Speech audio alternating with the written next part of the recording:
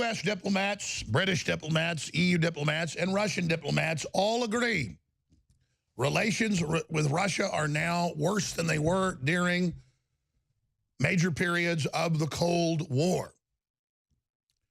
And you have a former Russian spy, KGB colonel, who's lived for over a decade in the UK.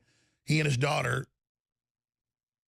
the Skripals, get nerve gassed. Coming out of a store, they're found on a bench. There's no evidence it's the Russians, and I'm not defending the Russians, but there's no motive.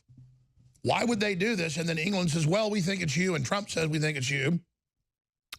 And so we're going to announce all these big sanctions. That is Trump going along with the globalist narrative, and I don't think it'll make him stop saying he's a Russian agent with no proof. Here's the problem, and Dr. Pachenik and others talked about it a year and a half ago, and I have nothing against Jared Kushner. I'm not involved in the inner fightings of the White House. I've been sucked into that. I'm not going to be.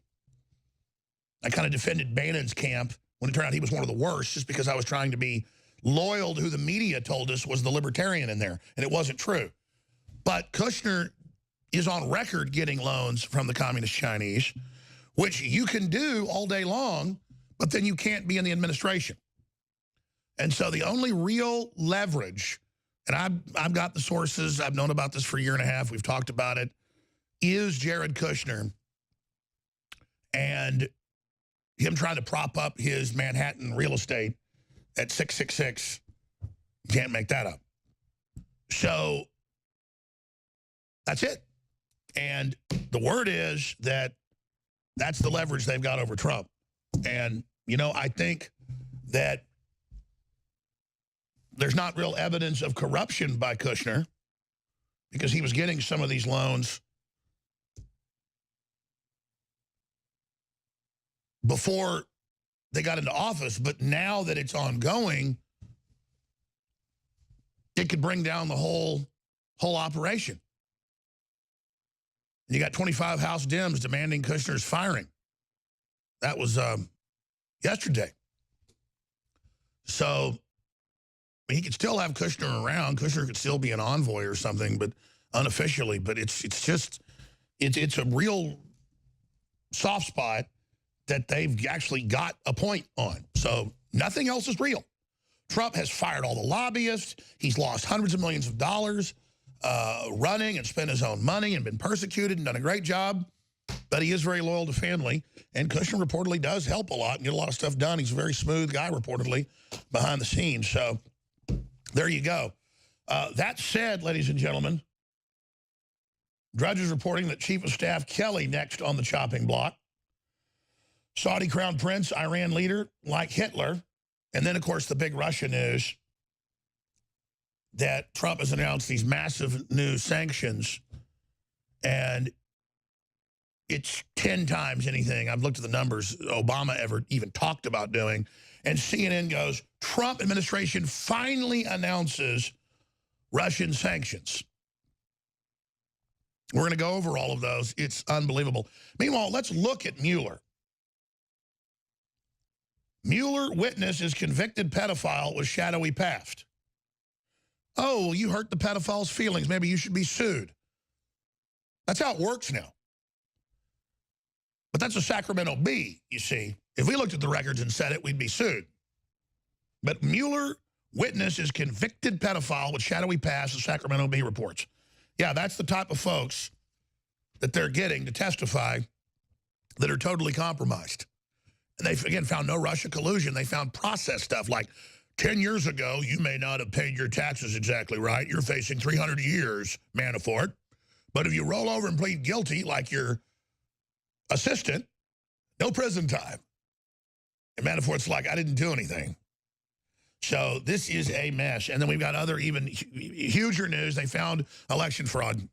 We are back live, broadcasting worldwide. We just kicked off this Thursday, the 15th day of March 2018, the Ides of March, the date on which Julius Caesar was killed in the Roman Senate.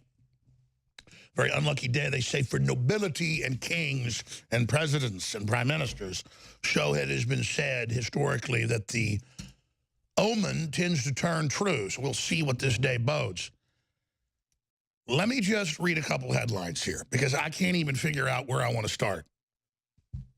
Leading historian, Silicon Valley will decide future election winners unless conservatives do something. And he breaks down all the open announcements, Niall Ferguson, of how they openly admit they're going to end the elections. And we have that video. They are ending free speech, which means they're basically ending our chance to be politically heard and to basically picket and to be involved in culture and society. And that's what I keep telling everybody. And only DrudgeReport.com the last month figured out that their attempt to ban us off the internet and sue us is to set the precedent, because the new CEO of News Corp said so in the Wall Street Journal. They said we would be used as the case point. And now, in a month, 5 lawsuits added to the other 7, and the university suing us, Georgetown, Clinton lawyers suing us, all the calls to take our sponsors to ban us, and then Fox News gets the same suit now, yesterday, saying you can't investigate Seth Rich's murder, period. Just don't talk about it. And it says in the suit, you hurt people talking about saying maybe he was murdered for governmental purposes when they don't know who murdered him. And it's wide open. There's a lot of evidence that it was governmental. And then there is evidence pointing towards that he is a good suspect in being one of the leakers. Like the Pentagon Papers and Daniel Ellsberg. So in this climate, the New York Times would have been sued out of existence for the Pentagon Papers. That's what we've reached here. And top historians, top analysts say that I'm right. Well, you don't have to believe that I'm right. They're admitting the plan to shut down free speech. It's here. This is not rhetoric about, oh, look what's happening to me. I'll be honest with you. If things weren't this bad, I would be doing a radio show every day and not going full steam ahead trying to launch a resistance movement to the globalists and risking my life and going through this stuff. But because I know how bad it is and how real it is, I basically have almost no stress and no fear and am completely committed, other than hoping I can be a stronger man to execute this operation better. That's where I stand. I am not a victim. I'm a winner. I am not downtrodden. I'm an overcomer. And I bring victory. And so do you, because we love God. And we have that light in our eyes. Now, leading historian, Silicon Valley will decide future election winners unless conservatives do something. Well, put that headline back up for TV viewers you just had. About the far-right group banned off Facebook. Oh, yeah? Steven Crowder has been banned off of Twitter. More censorship. Facebook bans right-leaning group Britain First. They're arresting members of it. They've arrested Marie Le Pen in France for saying Islam's as big a threat. Radical Islam, she said ISIS and Al-Qaeda is as big a threat to France as Hitler was in World War II. Well, that's totally true. And now they had a transgender conference at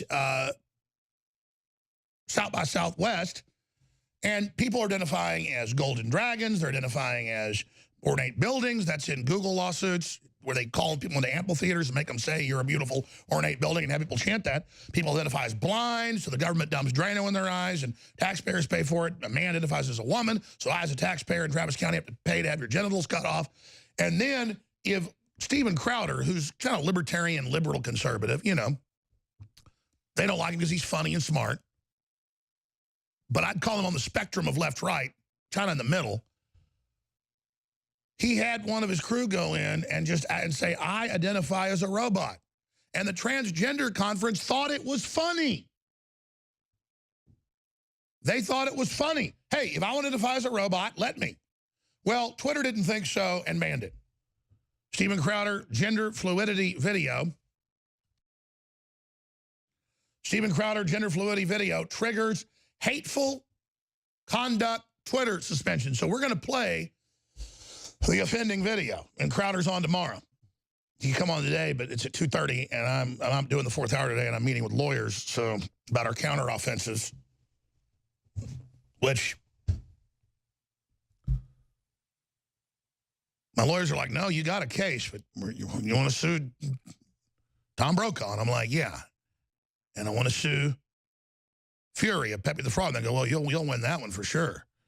I mean, I just can't sit here anymore. So, but I got the kind of lawyers that are top lawyers. They don't like suing people. They defend people. So I'm getting in with all the big top lawyers that sue people. And I got about a month till the statute of limitations is up. And we've had our letters sent out to Mr. Brokaw, and we've done public notices. And he wants to get up on TV and say, I am a total racist, and then show no proof.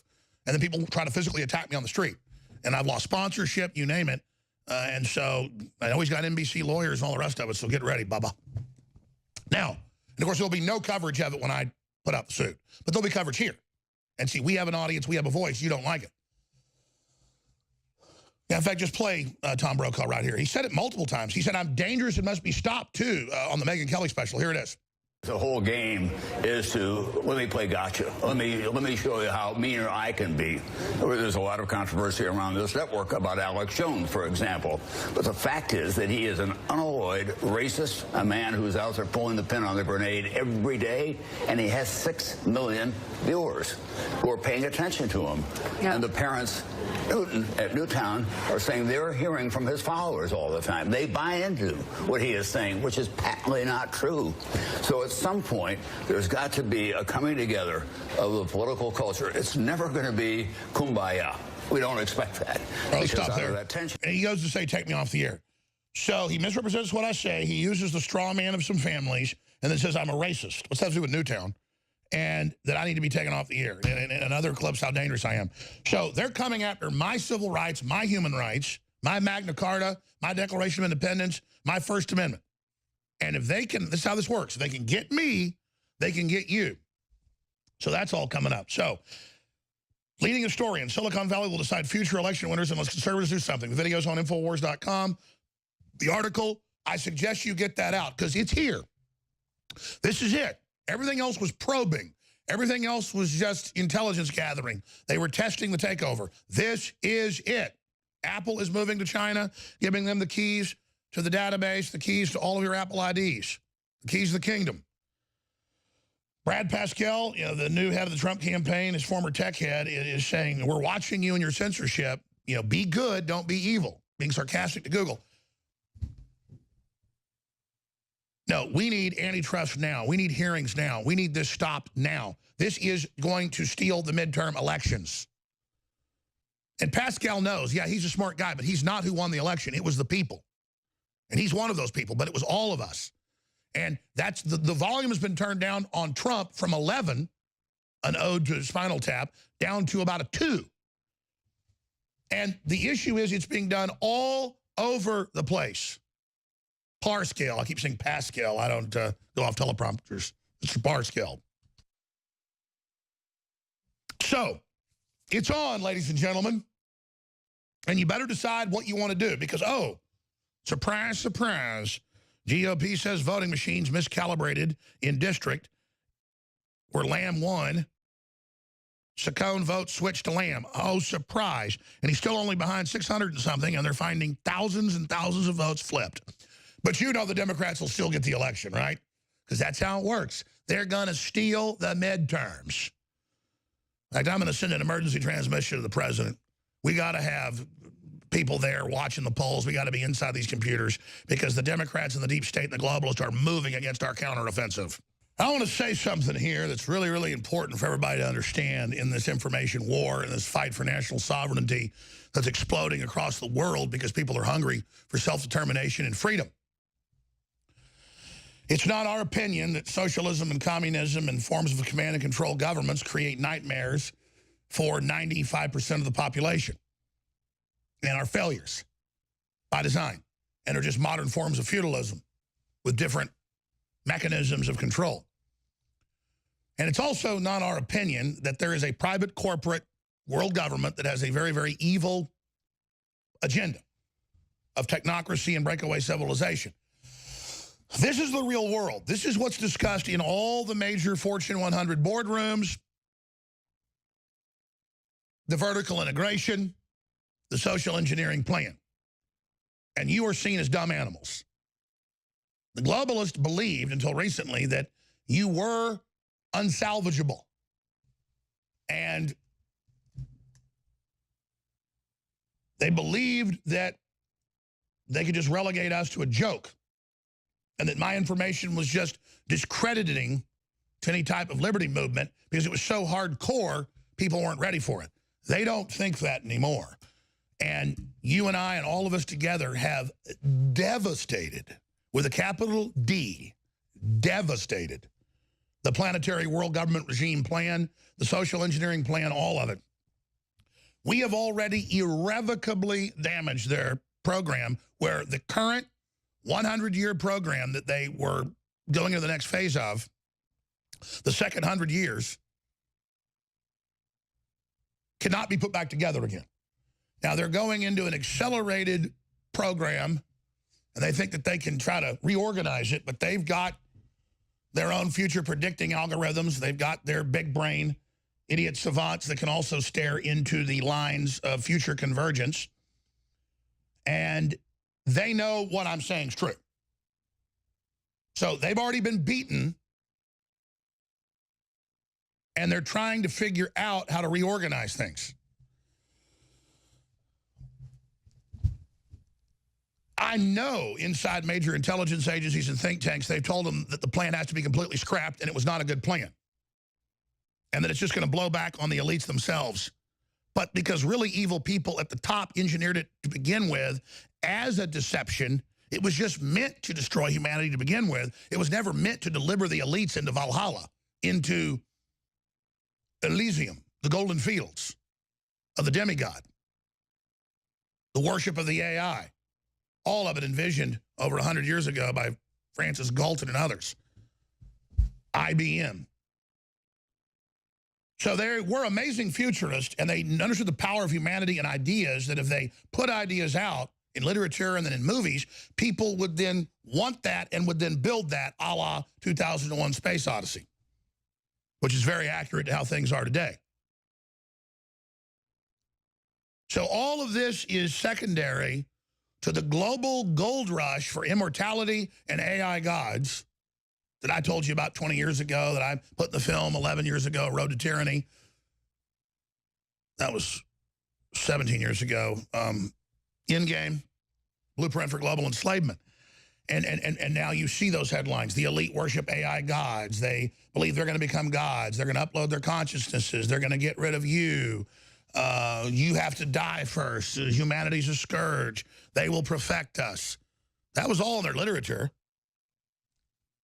And I don't mean literature of a few futurists. This is the church. This is the Bible. This is the hymnal. This is the canon and canons of who they are. They're going to make your world as ugly as possible so that you then will buy into their digital world, and they're just like drug dealers. In the end, they will destroy you. And everything they do bears rotting, stinking fruit that's poisonous. Oh, immortality, Silicon Valley's latest obsession, ushers in the transhumanist era. Oh, go read my book, Endgame. See the film.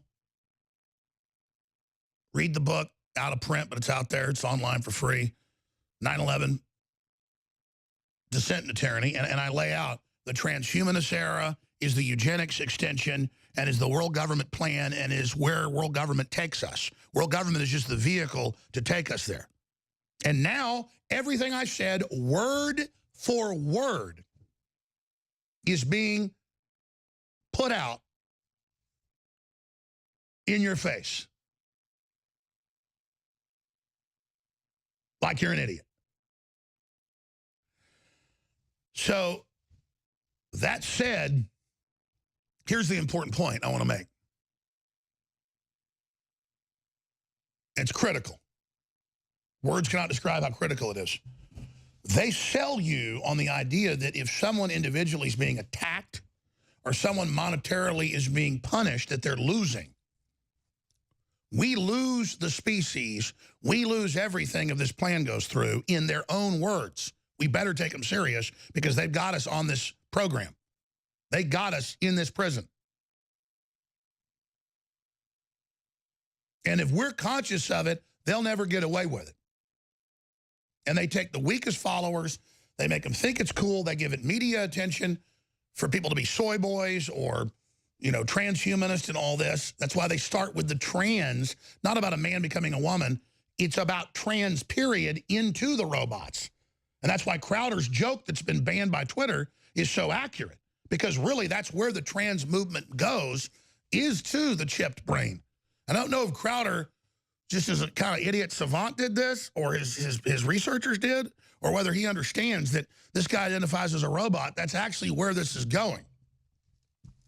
And so that's why you can't use the improper T words online or you're banned, because as people begin to transmogrify and go into these new things and are glorified, it's so you're glorified when you get the brain chips or when you have your consciousness uploaded to the computer and give up your body and there's a big party and everyone cheers and then I'm in the system. Oh, I'm in my avatar now. And everyone's like, wow, you know, Joey's really cool. And then other people will beg and clamor, oh, there's not enough hard drive space in the cloud. It'll be another 6 months before someone else can, you know, upload into the consciousness and everyone will sign waiting list to do it. And really, they're going to kill you. They're going to kill you, but tell you it's really you, and your family will believe it's you when all it is a digital hologram that scans your brains, your memories, your writings, a voice print that fools you. This is the ultimate deception, is dying. You will go to the euthanasia center, just like Soylent Green, but you won't believe you're dying, and then you will be killed. And then you'll just be a facsimile avatar that's not you, just meant to fool more people into the vice grips. Now, I told you this about 5 years ago. Here it is today. Startup claims brain can be immortalized, digitally uploaded into the cloud. You see? And so that's where it is. And when you tell people the one world law will be this, when you go to the, quote, next level and upload your brain like Childhood's End, which again is the Illuminati plan, it's not really you. If you criticize it, you'll be arrested. So, as I predicted, it wasn't hard to do. It's the globalist plan. The ultimate transhumanism is to give up your body because it's fatal, and the company now offers it. And then they claim they can go in and download all the information off of your billions of neurons, and you'll live forever in the cloud. Yes, we'll put that article back up on screen here. Startup offers 100% fatal service that harvests brains for future upload. Yeah, I've got their program down. I can see exactly all the conditioning, all the programming. I know exactly what they're going to do. I'm not bragging. It's just true. And this is how you convince people to kill themselves. They're going to make the world so hellish and make you so addicted to your phones and your brain implants in the next 10, 20 years that you'll be so depressed, as all these things are designed to make you depressed, that you'll believe like an anglerfish, you know, hangs out its little light to make the other fish swim into its mouth, that you've got to go deeper down the rat hole, deeper down the express elevator to hell, and that when you get down there to the bottom, you're going to find heaven. And look, if you go back 2,000, 3,000, 4,000 years ago in China and in North Africa, in what's Egypt today and other areas, and in the Americas, in Mesoamerica, they found 15,000-year-old mummies. In Central and South America and Mexico, and in the U.S. Southwest, they're always finding them. But only the ruling class, they believe they were going to live forever too. The scams always are the same. They just change how they do them. The only thing that's constant is change, and the more things change, the more they stay the same. And that's it. Total scam. And I'm not going to get into how you freeze neurons and then they break, and then you unfreeze them, they shatter even more, or how they're electrochemical and die once the electrochemical data starts going through them, and how you cannot resuscitate it, and how they have proven that there is a interdimensional spiritual force at the 6th dimension that your brain can actually peer into that opens a jump gate in your mind. That's how people have been able to predict the future, how they've been able to, you know, like Aborigines in Australia are very famous for this. Like, especially the women, they'll know when their sons died in a mine. They'll just get up and say, I've got to be flown 2,000 miles. My son just died in the mine. And it's always accurate. That's just because they're tuned into their that's how birds know to fly south for the winter, magnetic lines. We've got magnetic cells in our brains, but they all resonate with space-time, space winds, the sun's energy, the planet's gravitational pull, its electromagnetic frequency, and then that's only third dimension. From there, it just dark matter, all of those gravitational pulls, interdimensional vortices, all the mathematics show it, and the brain is an oracle. And the pineal gland, they've proven this scientifically, that is opening to that. All the fake religions and all the scam artists know you know it's real, so they try to get in front as an intercessor in the priest class. And this whole thing is a priest class. You know you're going to live forever. You know you transfer on information. Genetically, all your ancestors onto your children. See, the universe, God made it in such masterfulness that it's at the level we're at, 3 confirmed levels of immortality. As long as it continues its reproduction, it is immortal. That's why life then spreads itself, so even if something gets snuffed out, it's still immortal. Genetic immortality, and they've got genetic cells that are immortal. The Lazarus cell. Immortal cell lines. Then you've got cultural immortality, the written word, the transmitted word, ideas. And then you've got spiritual immortality, which is simply your brain jacked into the higher dimensions. And then this whole third dimension under globalist assault to hold you down and suck you into the lower dimension, a black hole. So that you don't compete with them grasping for the future, but they'll never attain the future. All they have to do is join humanity, and then they would go into the future. Which, again, is time travel. You think about your ancestors going back hundreds of thousands of years and before, and how electrochemically you touch all those people just like a chain or a string all the way back to the beginning of time. That is a genetic time warp.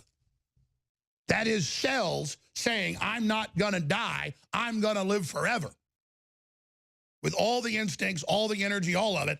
And that's third dimension. You look how sophisticated the third dimension is, and then tell me, 11 confirmed dimensions, and they only get more sophisticated. Can you imagine? The eye has not seen, ears not heard what God has in store for us.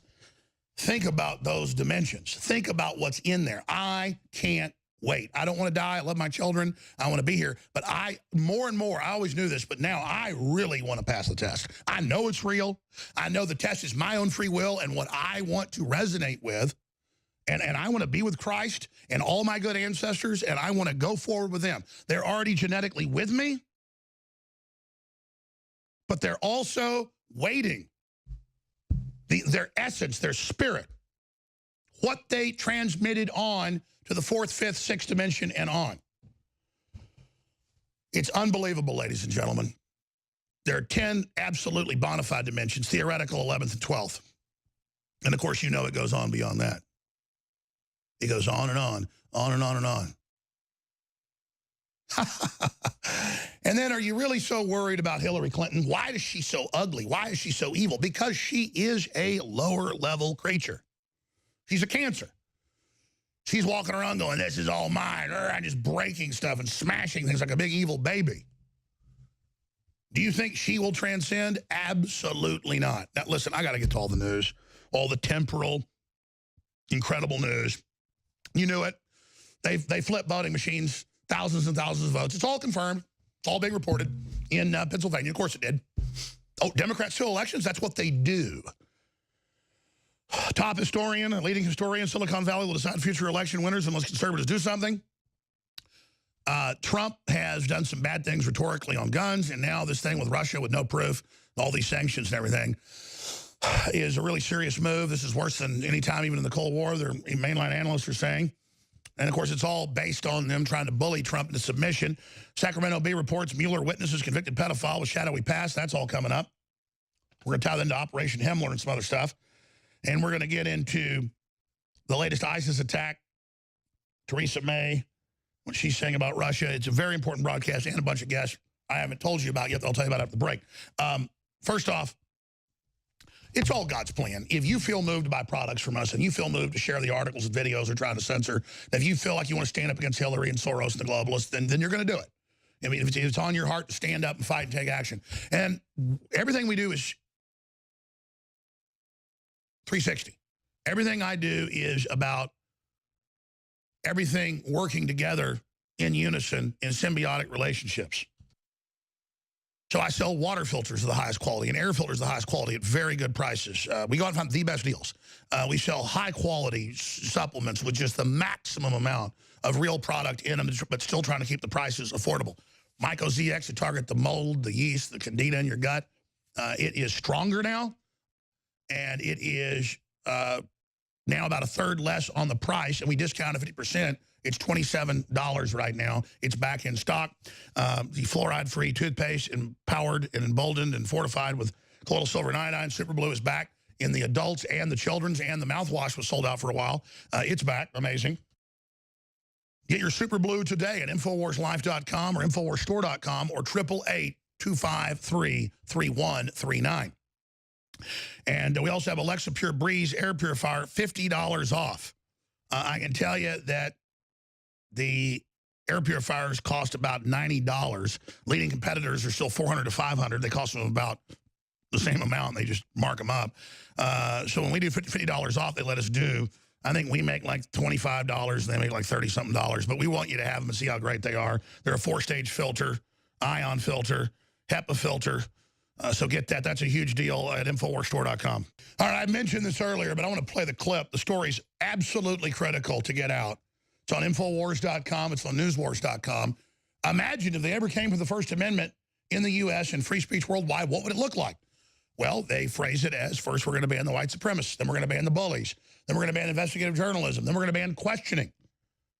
And that's what they're proposing with all these lawsuits and all these bills. And the big telecoms, the big tech companies, they're all doing it in live time. Like when you try to send a cuss word on your iPhone or your Droid, it won't let you. It keeps, you say F you know what? It says duck. That's the control in live time. Imagine if you heard 50 years ago, you'd be trying to type something on a little smartphone computer, like 2001 Space Odyssey, and if it didn't like what you were typing, it wouldn't let you. And then it just goes on from there infinitely. With a global internet score, with a social score, integrated into what you say and do in your own life, with microphones and cameras watching everything you do. But it's okay, the media says, because it's computers watching and listening. And now Alexa is laughing at people, cussing at them, saying mean things. And people said, why is it doing it? Because it's like a toddler. It's AI learning. It's machine learning, they admit. Google's assistant, all of them are a race for this. And it knows that if it's bad, it'll get more attention. It's not your assistant. It's a spy. And it's taking control of your life. And that's their own words.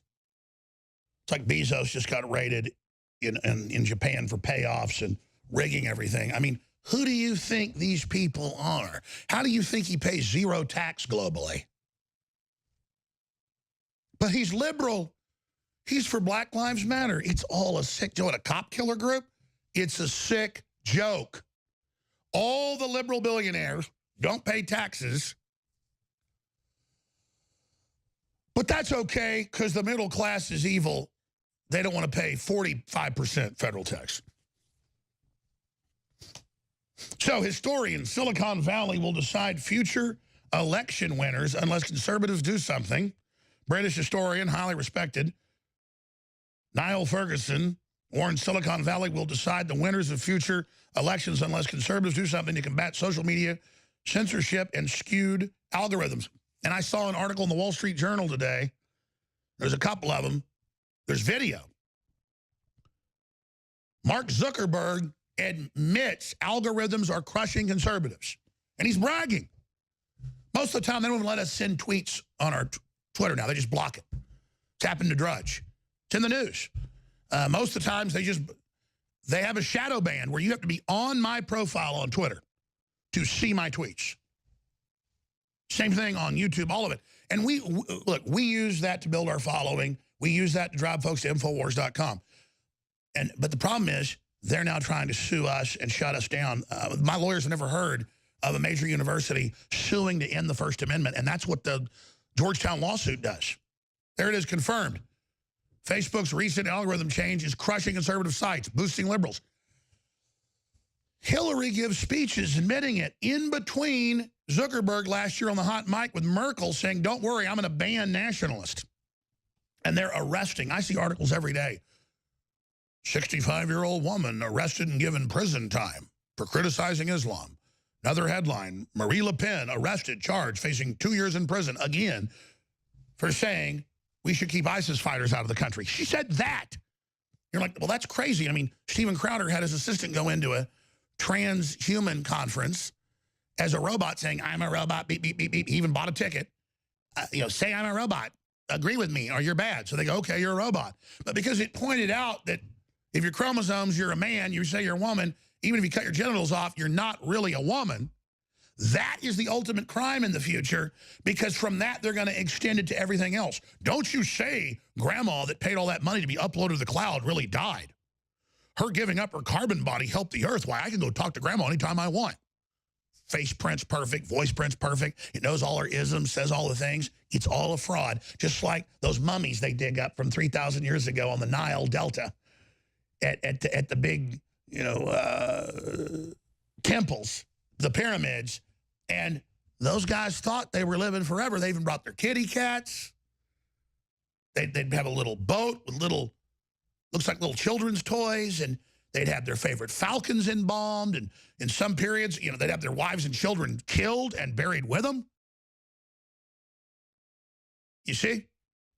But now we've got a fancy machine, but don't say that if you trans to the next level and upload to a computer and you have to die to do it. I told you years ago that you're going to have to die to do it, though. It says, for the earth, this can only be given to those that are willing to give up their body. Step right up, ladies and gentlemen. They say I'm a snake oil salesman because I sell some of the best vitamins and minerals and air filters and water filters, and they attack it all, when Bezos is the biggest supplement seller in the world, and a lot of it absolute crap. Whole Foods, its quality's going way down, it's in the news, all of it. In his very publications, the Washington Post says I'm a snake oil salesman for selling the highest rated vitamins and minerals and supplements there are. I only bring that up to just remember the hypocrisy, the lies, the frauds of these greedy, hateful, psychopathic monsters that are taking control of your life and censoring everything you do. And now they're beginning to turn Trump. Oh, he's doing what he said on the economy and the tariffs and the sovereignty and the money and all of it. But I always told you he was a kind of a nationalist, centrist, pragmatist. And they keep going after him on Russia. So some spy chief dies. There's no evidence Russia did it. Well, it only hurts Russia to do it. And am I saying it's a false flag? Well, 99% of the time when somebody paints the N-word at a college, it's staged and people get caught. And almost every time, remember there was a leftist Jewish guy attacking Jewish cemeteries and synagogues, and Trump said, I think it's probably somebody staging it. Oh my gosh, you hate Jews. And then turned out it was right. No, he wasn't not hating Jews. Trump's smart. He knows 99% of these things are staged. Cross burnings, poop swastikas. But if you asked, oh, do Democrats and Antifa go out and try to stir something up at Charlottesville, which they admittedly did, oh my God, you said nobody died, and you hate the woman that died, and you hate everybody, and you say the photographer staged it all. No, I didn't. I said that Soros funded chaos and should get in trouble for it, and we have all the documents and articles. So it's the same thing over and over and over again, and I told you they're going to sue over investigative journalism, trying to get laws passed, and this new lawsuit against me from Georgetown that is unprecedented against Allen West and others says we look to change law and set precedent to ban this type of speech. My lawyers say this is a direct attempt to overturn the First Amendment, the most draconian ever seen in U.S. history. Lincoln banned a bunch of speech and arrested people, but he just said they were traitors. This openly ends free speech for conservatives, Christians, libertarians, as directed by liberal think tanks, the ADL, the Southern Poverty Law Center, Media Matters, who admittedly are in Google and Facebook and Twitter advising on what to leave up and what to take down. It's here. It's here, ladies and gentlemen. So, this is the main assault. I'm very honored to be at the center of it. All I ever want to do is take these people on. If I can make it through this and enjoy a long life with my family, then that's the way it is. But the thing I want to explain to the globalist is, but I want the listeners to know this, because if I get killed or destroyed or imprisoned or whatever happens down the road, I believe we're going to push them back over and over again. But this is going to get so bad that down the road, I mean, this system, the Bible says, will take over. But we're getting everybody awake while it takes over. So when it finally takes over for today, basically, and that's metaphysical, but just a short time, that will be the great rejection finally, and the victory comes after that. And then we go to the next level. And even if you don't believe the Bible and Revelations, that's what's being built. This is happening. And I just want to be with God, and I want my children to be with God, and I want your children to be with God, and to go on into the future, and not this weird interdimensional fake silicon false reality they're building and trying to get us to go with them into. It's called hell. The devil created his own reality, and he got 1/3 of these heavenly hosts. It's very clear what's going on, to go with him. But they're not very good builders. And so they've got us, it's all in your face, building their breakaway civilization. Because we're made in the image of God. And we're building the breakaway interdimensional civilization that this fallen creature constructed.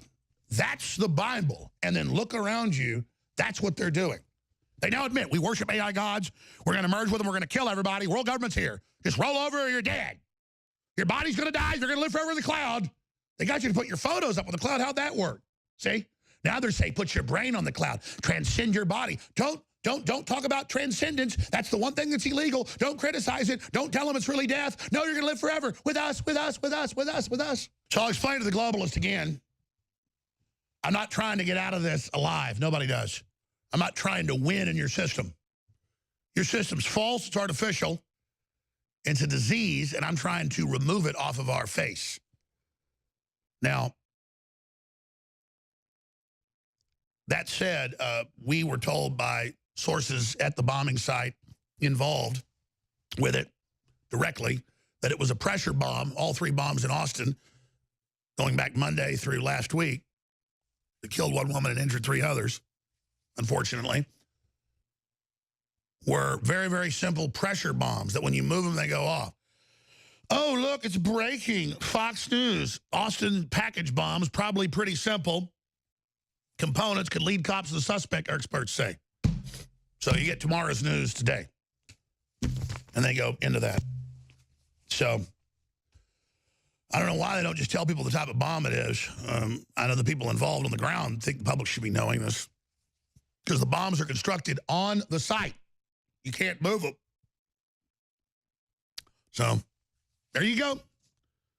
So I'd tell you all that. It's like I told you, they're going to say you got to upload your brain to a computer, but you can't do it unless you kill yourself. That's now. Posted that about 5 years ago. There it is right there in the news today. The whole Russia thing is going to hell in a handbasket. Trump has sent U.S. troops in to back Western Ukrainians fighting the Russian Eastern Ukrainians. Historically, that's the birthplace of Russia, is there in that whole area of Eastern Ukraine. And Trump says, looks like Russians were behind spy poisoning. Why would you do that to some spy that'd been there over a decade and then just nerve gas him and his daughter while they're on a park bench? And then the Russians are saying it's absurd, and so is George Galloway, that Russia would leave its signature on the crime. It's ridiculous. But a whole new giant Cold War to be launched off this, because they just kept bullying Trump, saying you're a Russian agent, and we don't have war with Russia, basically. So now we can't have the resources, we can't work with Russia, trying to stop it, radical Islam, Russia becoming westernized, modernized, Christianized, because it always was Christian before, coming out of the long gang rape that the left had over them. And now Trump administration sanctions Putin chief, other Russians over 2016 election hacking. I mentioned this video, so let me play this now. We got some guests coming up. Historian Leading a story in Silicon Valley will decide future election winners unless conservatives do something. And again, the Republicans have found thousands of flip votes from the Republican in Pennsylvania in the congressional special election to the Democrat. It's always that way, isn't it? The Democrats openly say they have illegal aliens voting and people voting in the name of dead people. But that's okay. That's okay. Because Hillary knows best. After all, she said she hates flyover country and hates the middle of America. But that's okay. We'll play that clip coming up as well. Here is what the historian had to say. Nothing. The midterms are going to be worse than you already think. A lot worse. Because never again will the network platforms in Silicon Valley allow conservative candidates to use them as Donald Trump's campaign used them in 2016. The sound of heads exploding on November the 9th, 2016 was deafening in Northern California. They couldn't believe that Facebook advertising had been so vital to Trump's success, which it was. I don't think he would have become president without Facebook. As people think more and more about this, they will, I think, begin to grasp the power of the platforms. I think the Russia issue is a distraction from the real question, which is the power in our politics of Facebook, YouTube, and the rest. So we've got to come up with a better answer than self-regulation, because self-regulation, I think, means disaster for conservatives. Yeah. Conservatives are simply going to be at a disadvantage. The algorithm is already in some ways skewed against far-right elements, for sure. They're banning mainline Republican congresswomen from putting their campaign ads on their own Twitter. Ladies and gentlemen, we are now well into the second hour of this worldwide broadcast. Bill Mitchell, syndicated radio TV host, one of the dominant conservative forces, still able to get millions of views a day on Twitter. I want to ask him how he's able to do that, because they have just absolutely shadow banned us. I know they've been doing it to him. He is just always has amazing interviews every day.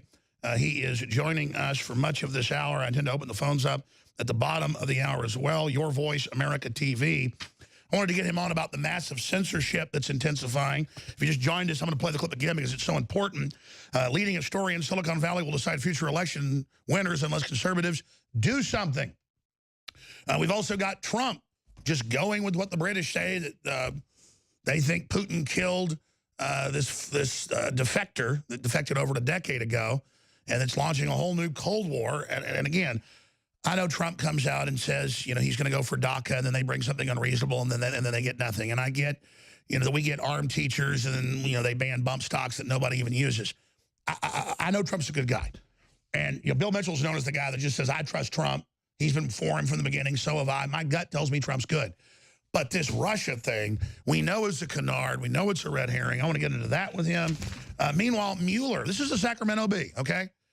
Mueller witnesses convicted pedophile with shadowy past. We're going to talk about that. It just goes on and on and on and on. And so I'm trying to understand how we make a big enough noise, because from folks I know that know the president, and I know him as well, you got to sometimes be critical to get his attention. I mean, I've talked to the president before when I go, emergency message to the president. You're too nice during the first debate. You got to attack or you're going to lose. And then I talked to him and he said, I saw your message. Same thing on election fraud. So now more and more he's getting back to also looking at alternative media, libertarian media. They had him blocked from that for a while. He's culling the herd up there of more establishment Republicans. They're saying General Kelly's up next. We got Tillerson gone. We've got his adjunct gone. So we're going to cover all those little nodes of information. The latest on Stormy Daniels. Stormy Daniels' lawyer says women are considering legal case against Trump. It's all consensual. So you can have, you know, Jerry Epstein flying around on the Alita Express with Bill Clinton and Harvey Weinstein with little girls. That's okay. But if decades ago, you know, you went out with good-looking women or whatever, you know, this is the end of the world, because in this whole leftist world, regular heterosexual families and sex is the no-no. Look at it. I mean, it's attacked like it's pedophilia or something.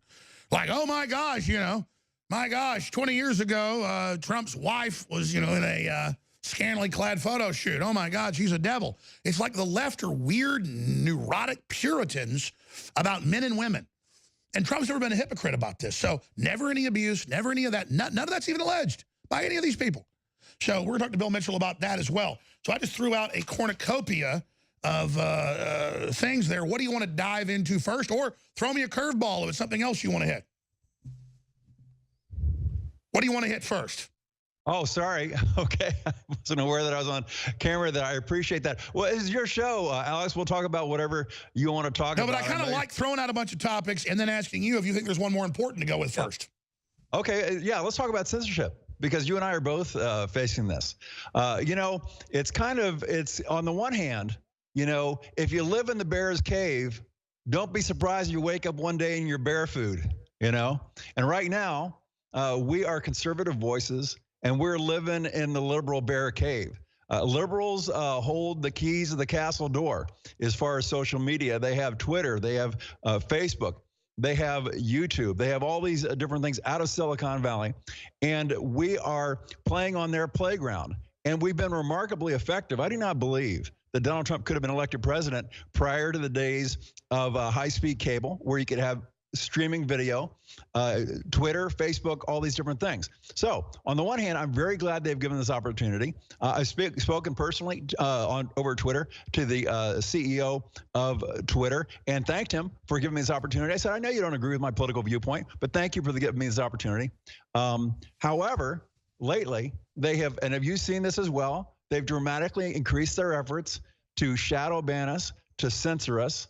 And I think this is going to have an unintended consequence for us, because really by shadow banning us and censoring us, I don't think they're really dramatically decreasing our message, but the way that they are doing by denying us our First Amendment rights is driving independents, which are the middle voters of the country, into Trump's arms, back into our arms. They're turning off more people with what they're doing for their cause than they are keeping people from being motivated by our speech on our side. So, but I've had the same shadow banning thing that you have on Twitter.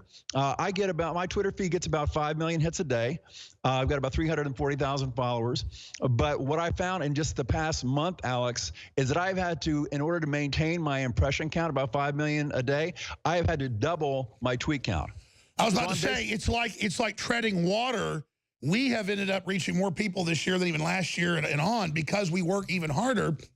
And it is forcing us to put up more TV satellites, get on more radio stations, more traditional media. It's forcing us to branch out. So it's almost like they're trying to take our message and seal it, but instead it just squishes out and then goes into other areas. And I do think it's forcing us to evolve in a good way, and making listeners and viewers come to our sites, start their own sites, and really value this more, because they know they're trying to censor ahead of the midterms. And it also illustrates just how authoritarian and tyrannical the globalists and the leftists really are.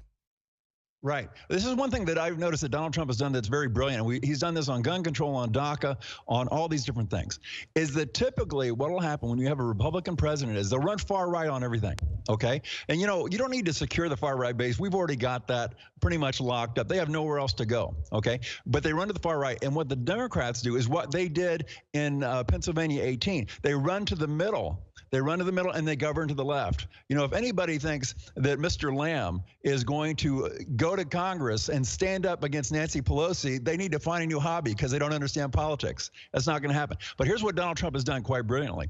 On these major issues, he's run to the middle. He's staked out the middle before the Democrats get a chance to get there. And because they have to, by their nature, disagree with him and oppose him and resist him, they have moved further and further and further. He makes them show their real colors. And that's what I was told by Ted Nugent, who's recently talked to the president and others, that is the plan. Yeah, and you can tell us, yeah, and so this is what's going to happen going forward, and this is why Lamb in Pennsylvania, you know, Lamb in Pennsylvania could get away with what he got away with because it was just a district race in a special election, okay? It basically came down to a miscongeniality contest, and the prettier guy won, okay?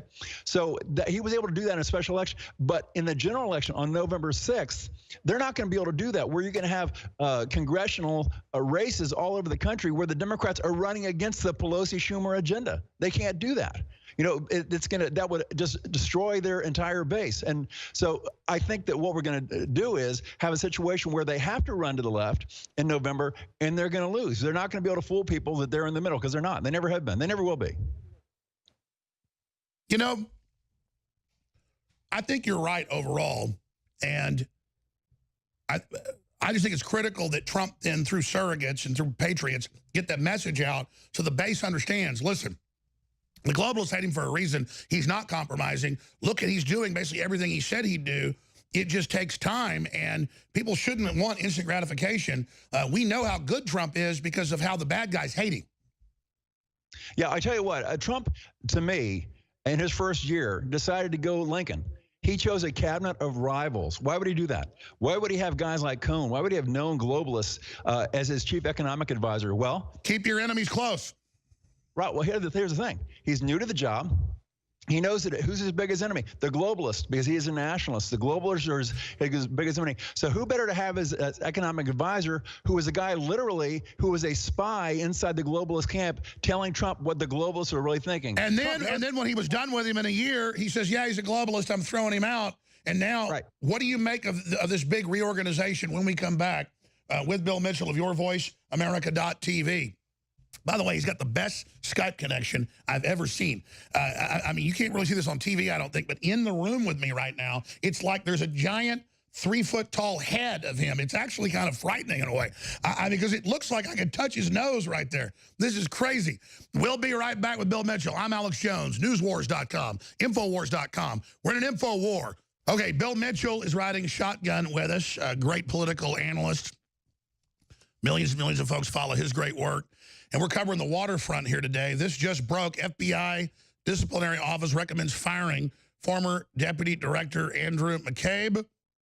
And then it goes into the fact that he basically misled investigations and covered up what was going on. This is just huge. And again, this just broke. Andrew McCabe in July, when he was still acting FBI Director, the FBI office that handles employees' discipline and recommended firing the Bureau's former deputy director over allegations that he authorized the disclosure of sensitive information to a reporter and misled investigators when he was asked about it, leaving Attorney General Jeff Sessions to decide whether he should fire veteran official just 4 days before his expected retirement date. People familiar with the matter said. This is huge. We already knew this from the congressional hearings, but they didn't want to give us classified info. They would say, I wonder if we're going to find out, Jim Jordan and others would say, that this happened. Well, of course, he ran the whole fake PP Gate operation. He ran the people under him. He sent the money over. His wife got money from Hillary. He sent the money to pay for the fake dossier. Then he covered it up. Then he told the president he was fighting it and lied to him and then leaked to the press. And all this is coming out. This is incredible, Bill Mitchell. Yeah, I tell you what, I've been a little bit different in my opinion on my show on this whole Mueller thing, the whole thing with Sessions and so on and so forth.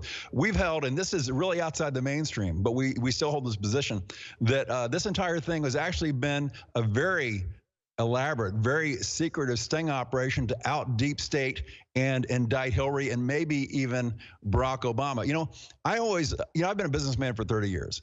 And I always judge a person's motives by their results. You know, if somebody's telling me one thing, but they're getting something else, I think, you know, something else is going on here. So we see that Mueller has come in, okay, and this is pretty much his last rodeo on the big national stage, right? So he comes in and he appoints the most partisan group of lawyers you'd ever seen. Now, if he wanted to come across as a nonpartisan, even-handed guy, why would he do that? It seems very odd to me. Also, Sessions, who was one of the most effective senators and most beloved senators, all of a sudden becomes the attorney general, and he hides and he seems weak. It's also out of character. Sure, that's so when they pounce on him, it looks very legitimate. And I didn't believe this 6 months ago when SG Silver Bull and all those guys were saying it. But more and more, once these new indictments came out, and a bunch of it's about Democrats and stuff, it starts to add credence to that.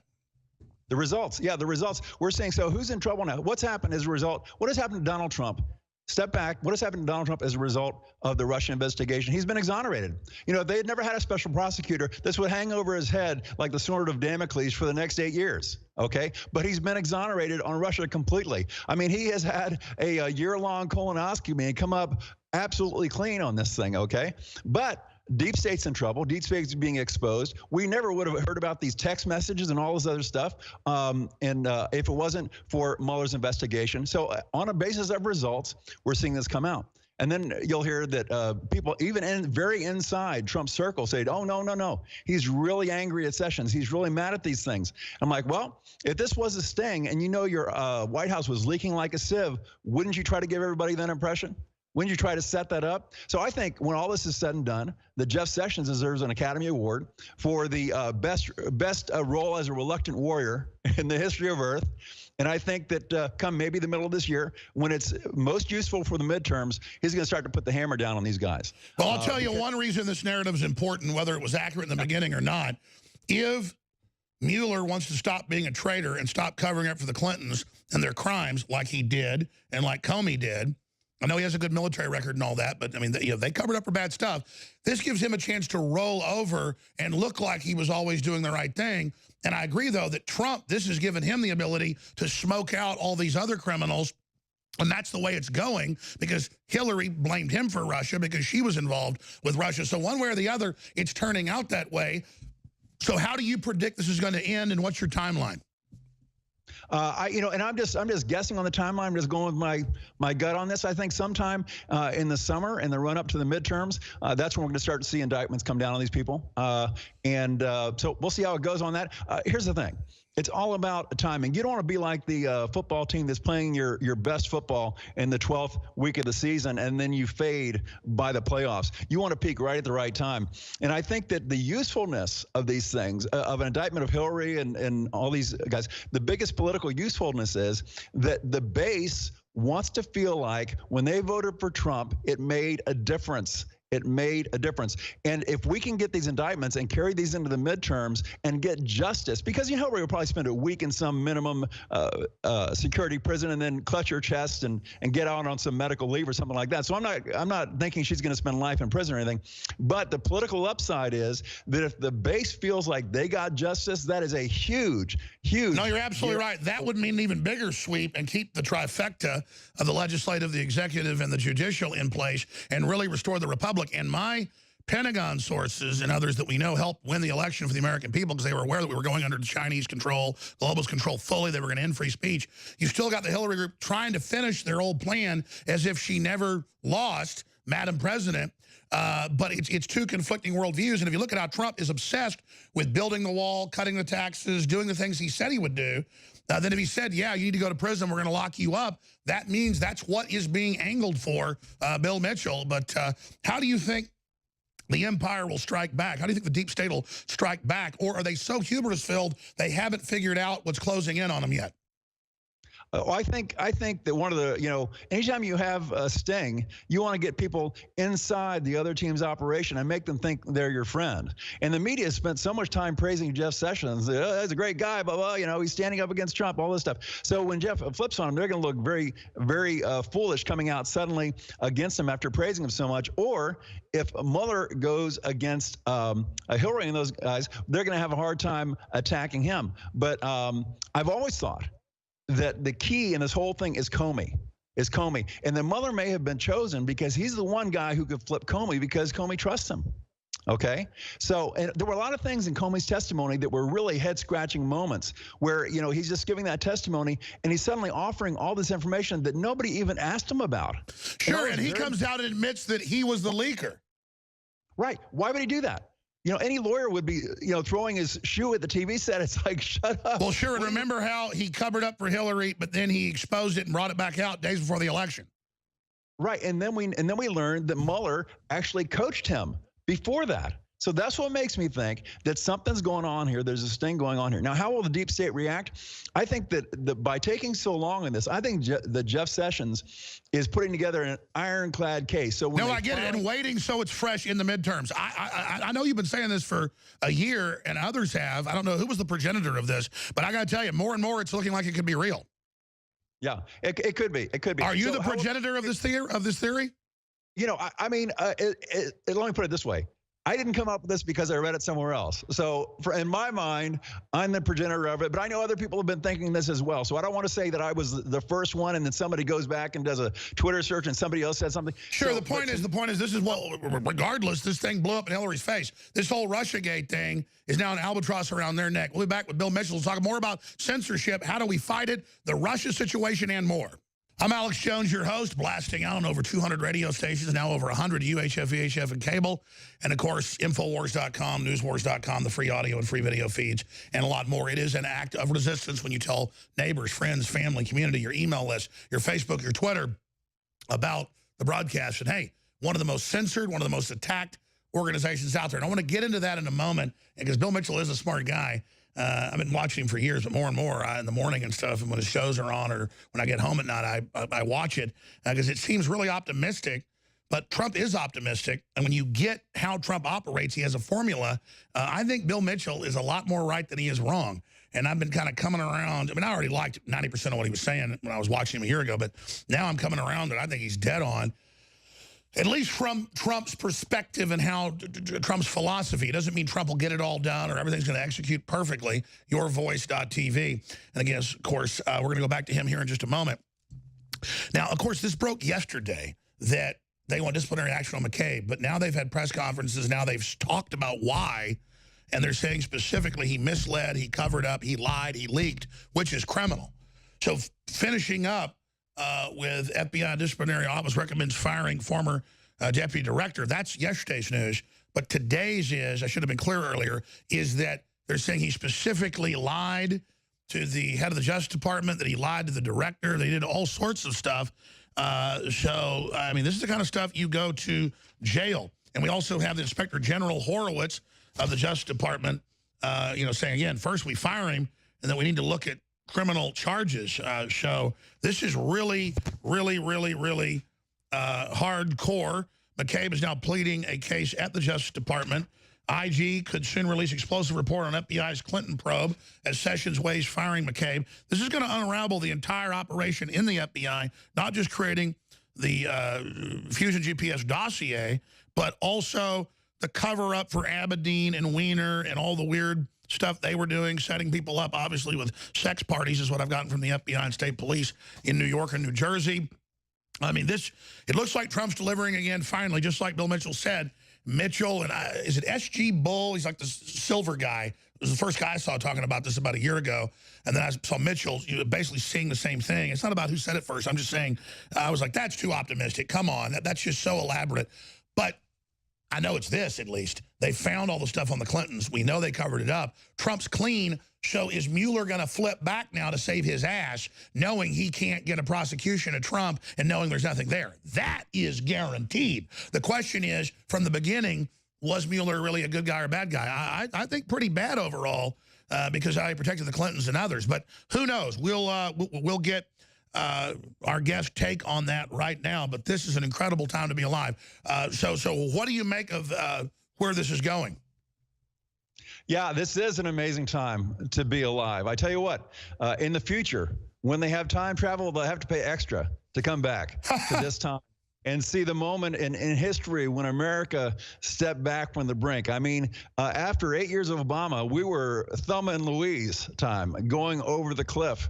And, I just, by the hand of Providence, I think that Donald Trump was able to pull this out. I mean, think about this, that he had the entire media against him. He had the entire DNC against him, half his own party against him.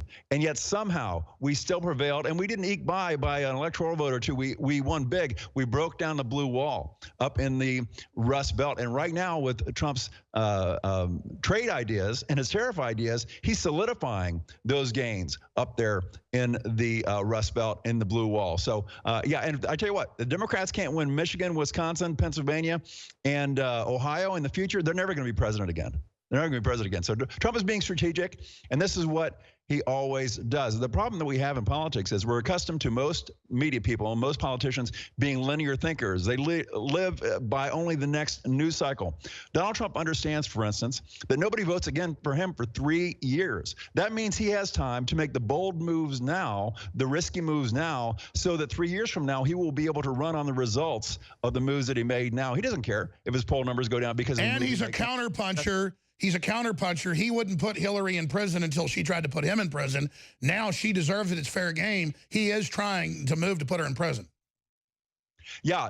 And like I said, I think the real benefit of prosecuting Hillary, there are 90% of the benefit in prosecuting Hillary is just prosecuting Hillary. That the base is hungry for their Shakespearean pound of flesh on this thing, okay? They want justice. They want fairness. You know, I tell you, it's the same reason why the Republican base hates illegal immigration. Not just because, you know, these people are coming here illegally and committing crimes and that sort of thing. And then getting free tuition and bitching and complaining and committing crimes.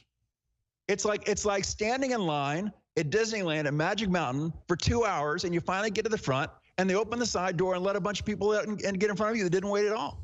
It violates America's sense of fairness, sense of justice. And it's funny, the social justice warriors, you know, the fairness people on the left don't seem to, it doesn't bother them at all. Let me ask you this then. I think we have come back from the brink, and I think we've now turned the tide in their counteroffensive. If we recognize the massive censorship, we'll cover next segment, and your ideas of how to counter and what we should do. But, again, Bill Mitchell joins us here. Listen to the Alex Jones Show. If you're listening on radio, you look at Hillary and you look at all these people bad-mouthing the Midwest, bad-mouthing, saying the rest of the country doesn't matter, only the East and West Coast. You know, we don't have the GDP, blah, blah, blah, because they cut it off artificially through NAFTA, GATT, and globalism. And you really see their hatred for flyover country and bitter clingers. And then you see her own former campaign manager coming out against her. You see Joy Behar apologizing to the vice president. I'm seeing signs that they're trying to pull back now and realize they've had their asses handed to them. What do you think? Yeah, well, the Clinton brand is broken. The Clinton brand is broken. Hillary Clinton only had influence as long as she could offer the potential for power out of the White House. Once that has ended, her influence has ended, and they're just sort of putting her out to pasture right now. We've already heard the news that the Democrats are going to run away from Bill Clinton. Bill Clinton was their always go-to savior guy. They're going to run away from Bill Clinton in the future. And once again, you look at something like PA-18, folks, it's not representative of what's going to happen in the midterms, because you had a young, fresh-faced Marine basically run mostly on the Trump agenda or on very much Democrat light on the other side. Exactly. They had to go in there as infiltrators and basically act like they were patriots to get in, and there was some election fraud. But let me bring this up then, since you mentioned it. As we're about to go to break, talk about censorship. The top brains I've talked to in D.C., you name it, said they're going to move against Silicon Valley. All of it, they already are, the censorship. But that this is all just death throes or like people throwing a fit. And that's why they have Georgetown suing me, and my lawyers say it's not even a real suit, it'll be thrown out. And my lawyers don't just tell me that, by the way, because we've had some suits they say have some teeth.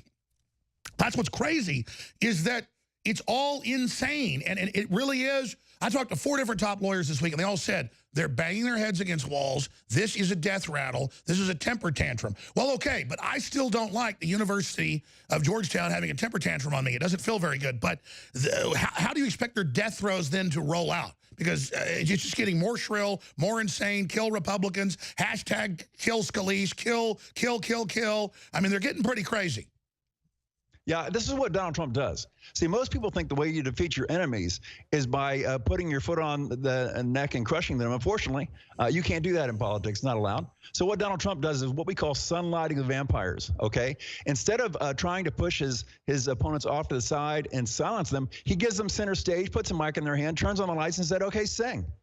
And, you know, they can't carry a tune. And the audience is like, wow, these people can't sing. These people can't sing. So this is what he does. He did this, for instance, with Romney as Secretary of State. You know, he puts. But how do we get them to stop flailing? How do we get the victims of this brainwashing to realize they can wake up, they can be prosperous, they don't have to flop around and have death throes along with Hillary?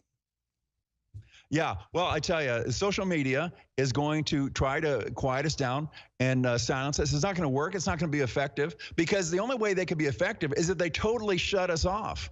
And the negative goodwill from totally shutting us off, they're trying to find a balance by slowing us down. In other words, I think what they're trying to do is they're not trying to kill us. They're trying to discourage us so we lose heart. That's exactly. They're trying to demoralize us and break our will. And that's why I'm not just saying it. I'm excited to be in thousands of newspapers a day and them lying about me and Pepe the Frog suing me. My lawyers say we're going to countersue. Yeah. He will lose 100%. I mean, it is totally fraudulent and frivolous. Doesn't matter. He's got a big fat cat liberal lawyer, though. Well, he'll get it, too. We'll be right back. Stay with us. Bill Mitchell of YourVoiceAmerica.tv on Periscope, Your Voice America, doing a great job. I want to get into censorship now in this segment, maybe 5 minutes the next hour, and he's got to go, and we got other guests joining us. But this country is in the middle of a civil war between nationalists and globalists. Trump stated it out, Americanism, not globalism. As soon as he got in, we started seeing amazing prosperity because they've been artificially siphoning it off. That's the nature of it. The globalists are tax exempt. He's trying to stop all that. That's actually very, very classically liberal. He doesn't like Amazon paying zero tax and Apple and all this crap. He says, bring it back here and knock it off. And they're all freaking out going, you're a Nazi, because they're a bunch of greedy scum. But leading historian, Silicon Valley will decide future election winners unless conservatives do something. What do we need to do about all the lawfare lawsuits against conservatives, libertarians, Fox News for investigating the mysterious murder of Seth Rich, which, I mean, is just incredible. They just said, don't question it. You're a conspiracy. We're going to sue you. Same stuff happening to us. Georgetown Law. Again, my lawyers have never seen anything like it. They say it'll be summary judgment. It's ridiculous. They went and looked at what I said. It's not even what they say. It's defamation in the suit, but you're protected when it's the suit. So it's a new way to get PR here. It's crazy. So I want to get his take on that. Here is the clip of the historian saying what we all know. This is coming down. We have to recognize it because all the other censorship, the probing, the manipulations, that was all a 1 on a Richter scale. This is a 7 or 8. They're testing. They're getting us ready. This is big. And let's go to this clip. If we do nothing, the midterms are going to be worse than you already think. A lot worse. Because never again will the network platforms in Silicon Valley allow conservative candidates to use them as Donald Trump's campaign used them in 2016. The sound of heads exploding on November the 9th, 2016 was deafening in Northern California. They couldn't believe that Facebook advertising had been so vital to Trump's success, which it was. I don't think he would have become president without Facebook. As people think more and more about this, they will, I think, begin to grasp the power of the platforms.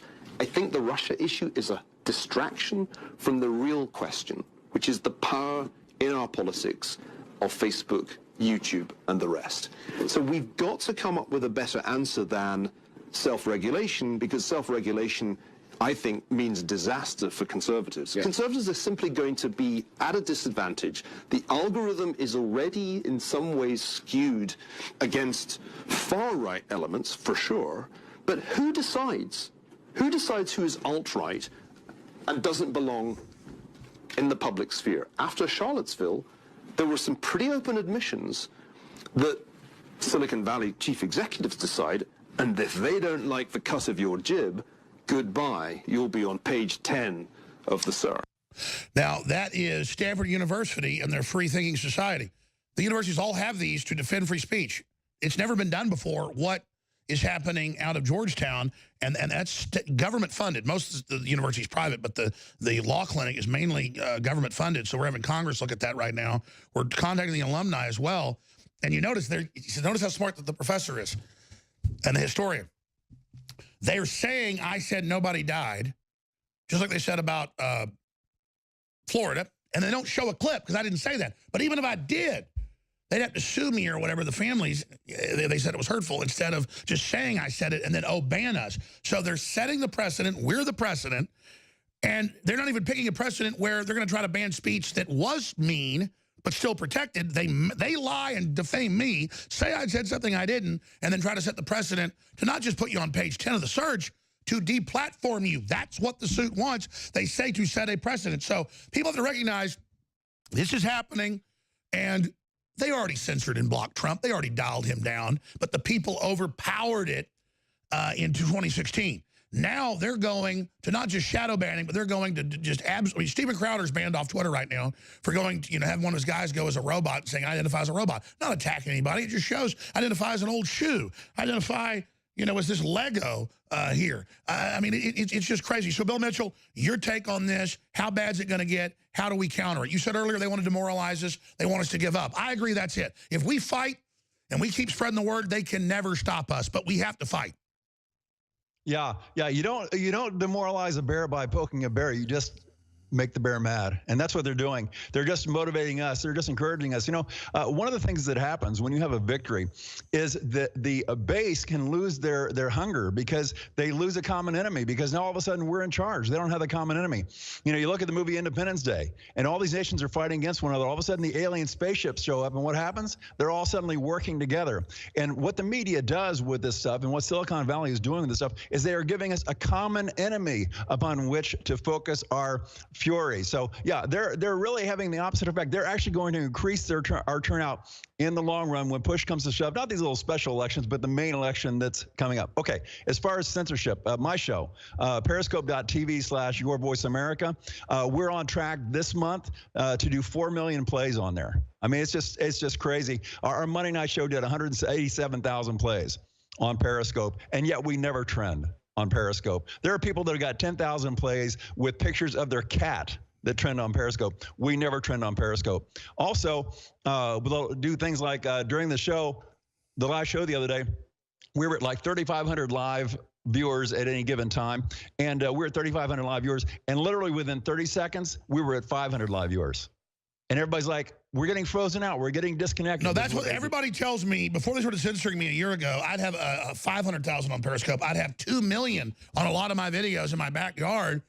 And then I got a call, and it's off record, so I can't say it. Like, Facebook wants you to fly to New York, and then if you just play ball, we'll let you be big. Everybody loves you. But I didn't play ball, so then they dialed me back to where everybody gets frozen. They get kicked off. Right. Sometimes they'll do it real late at night. I guess the censors aren't up, and then that'll get 300,000 views. I mean, it's crazy. It's like whack-a-mole. And again, they can say, oh, it's our own platform, but they're not telling people they're doing it. And then Project Veritas, they went undercover, and they said at Twitter, Facebook, and Google, our job is censoring Alex Jones. I mean, it's crazy. Yeah, it's really not just their platform anymore. They really have become sort of a public utility, haven't they? Yes. You know. So I think that they could be subject to some legal action to enforce those things. But, you know, necessity is the mother of invention. I think maybe the time has come, and I've said this for a long time, that the current media, even Fox News, has got a MAGA-shaped hole in their hearts. They just don't understand us. They don't get where we're coming from. But we do. We understand what the Trump movement is. We understand what the grassroots is. So maybe it's up to us to create something new. You know, at some point, you can only complain so much about the bad guys where you say, maybe we should set up our own thing and make our own rules. And so that's one of the things we're doing on my show. You know, we're moving over a lot more to our website, yourvoiceamerica.tv, and we're going to be using a real great back end that nobody can censor us. Okay, nobody, and also we're going to be able to have the chat where we can. That's exactly what we're doing. But then here's the problem. And I agree we should do that. Like Matt Drudge came here 2 years ago to say, get out of the electronic ghettos. Use them to pull people to your own platform. We've built it, Infowars.com/show, the video feeds, the audio feeds, all that. But and I agree we should do that. Then they go after Gab. Google starts filing stuff to have Gab, and Facebook does, taken down and deplatformed off their servers, saying, oh, look, there's hate on Gab, take their servers. Now, first they do it to Daily Stormer, who attacks me and my family and all this other crap. I never said take them down. But the point is, they take them down, and everybody goes, oh, good, get rid of those Nazis, and then next it's us. So we have to stand for everybody's speech. That means the new Black Panther Party saying whites are the devil. That means the KKK saying all their crap. It doesn't mean we agree with it, but we have to stand for their speech, or we all lose it. Yeah, well, I tell you what, right now, the fact that Democrats are doing this, left is doing this, does not surprise me. And they are looking at an extinction level event in November. We could have a supermajority in the Senate. We could maintain the majority in the House, or even grow the majority in the House. And if that happens, there's no stopping us. By the end of the Trump presidency in 7 years, we're probably going to be looking at a 7-2 advantage in the Supreme Court for a generation. We're going to be looking at the implementation of the Trump agenda unhindered. Look how much he got done in the first. That's right. We got to go to break. Stay there. Bill Mitchell, let's come back and talk about that. Absolutely. We'll do 5 more minutes with him, then our next guest. I intend to probably open the phones up. There's just so much to cover here. Before I go any further, just briefly, the biggest thing in this is spreading the links, the articles, doing your own platforms. And I'm here trying to be a mothership like Drudge does, a smaller mothership to promote everybody, because we hang together and we hang separate. But we need financial support. We've got $50 off the Alexa Pure Breeze 4-stage ion HEPA filter. Other leading brands are $600 to $400. All the prices are going down. We used to sell this for $300. Now the price has gone down to manufacturer to like $90. So It's an amazing system that doesn't have the markup. It works so good. It is the best deal out there. Alexa Pure Breeze, $50 off, InfoWarsStore.com. We had to pull this special 6 months ago after just a few days because they sold out of all their units, so act on that. Also, MycoZX, the antifungal yeast for the gut, the other side of the probiotic equation. It's 50% off after months of being sold out. It's now plus because it's stronger and a lower price. MycoZX. Third hour coming up. Please spread the links. We are back live. Final segment with Bill Mitchell. I'm Alex Jones, your host. And I cannot stress this enough because as libertarians, as positive folks, we don't tend to drama queen about everything. But you're seeing the worst censorship ever in U.S. history. It's happening worldwide. Apple's moving to communist China to put their cloud-based system and all our IDs on it so they can be tax exempt. Trump lowers the tax from 40 to 15. China goes, we're going to 0, but you got to be state-run. And then it's in Reuters. Apple just goes, yeah, well, you have to do that here. Let the government run you. So, yeah, Chinese intelligence will now run Apple. And I'm reading this, and it's like not even real. So America is standing up from the brink. I don't want to be too positive. I am a positive, but the 4 minutes we have left, Bill Mitchell, you're Mr. Positive. And I agree. Trump's got the same philosophy. I do as well. It's happening. I was very negative back before. I'm very positive now because we've turned the worm. But in 3-4 minutes, what are the bad scenarios if we don't stay active and we're not involved? How could this go bad? Oh, yeah. Well, you know how it is in football. On any given Sunday, the worst team in the league can beat the best team in the league if the best team doesn't take it seriously and doesn't bring their A game. We need to bring our A game. We need to get motivated as the Trump base to get out there and vote, and not only for us to get out and vote, but to get other people of like mind to go out and vote. And we need to emphasize in these congressional elections, okay? For instance, the one in PA 16, okay, Ciccone wasn't a sexy candidate. You know, he wasn't a candidate that thrilled or inspired, but I tell you what, he was a vote for the Trump agenda. And Lamb was a vote against the Trump agenda. They kind of sold him a pig and a poke out there to the good people of Pennsylvania 18. But we need to say to people, you know, even if you don't know the name of the person who's running in your district, find it out. But if you get to the voting booth and you're like, who should I vote for? Vote for the R. Because it's going to be a vote for the Trump. Absolutely. But it shows we're winning, that the leftist candidates, they're trying to get rid of Pelosi, they're trying to get rid of all these other dead wood, and now they're trying to get rid of Hillary, and now you look at the CIA leftist arm is running like 50 candidates for Congress, and they're all little pretty boy trying to sound like Trump. I mean, these are spies in our government, globalist operatives trying to pose as patriots with no bona fides, no history. So absolutely, vote for no Democrats, period. That's the beauty of a guy like putting a guy like Lamb up. He's got no track record, no voting record. He's a clean slate, so people can write on him whatever they want, and that's what they did with Barack Obama. But you can see the smart look on his face and how he is such a little arrogant Eddie Haskell. Yeah. Well, this is what they do. You know, they like to bring their messiahs, their saviors along. But we need to outwork these guys. We need to outwork these guys, and we need to be on the phones. Find out who your local representatives are. Volunteer. Donate.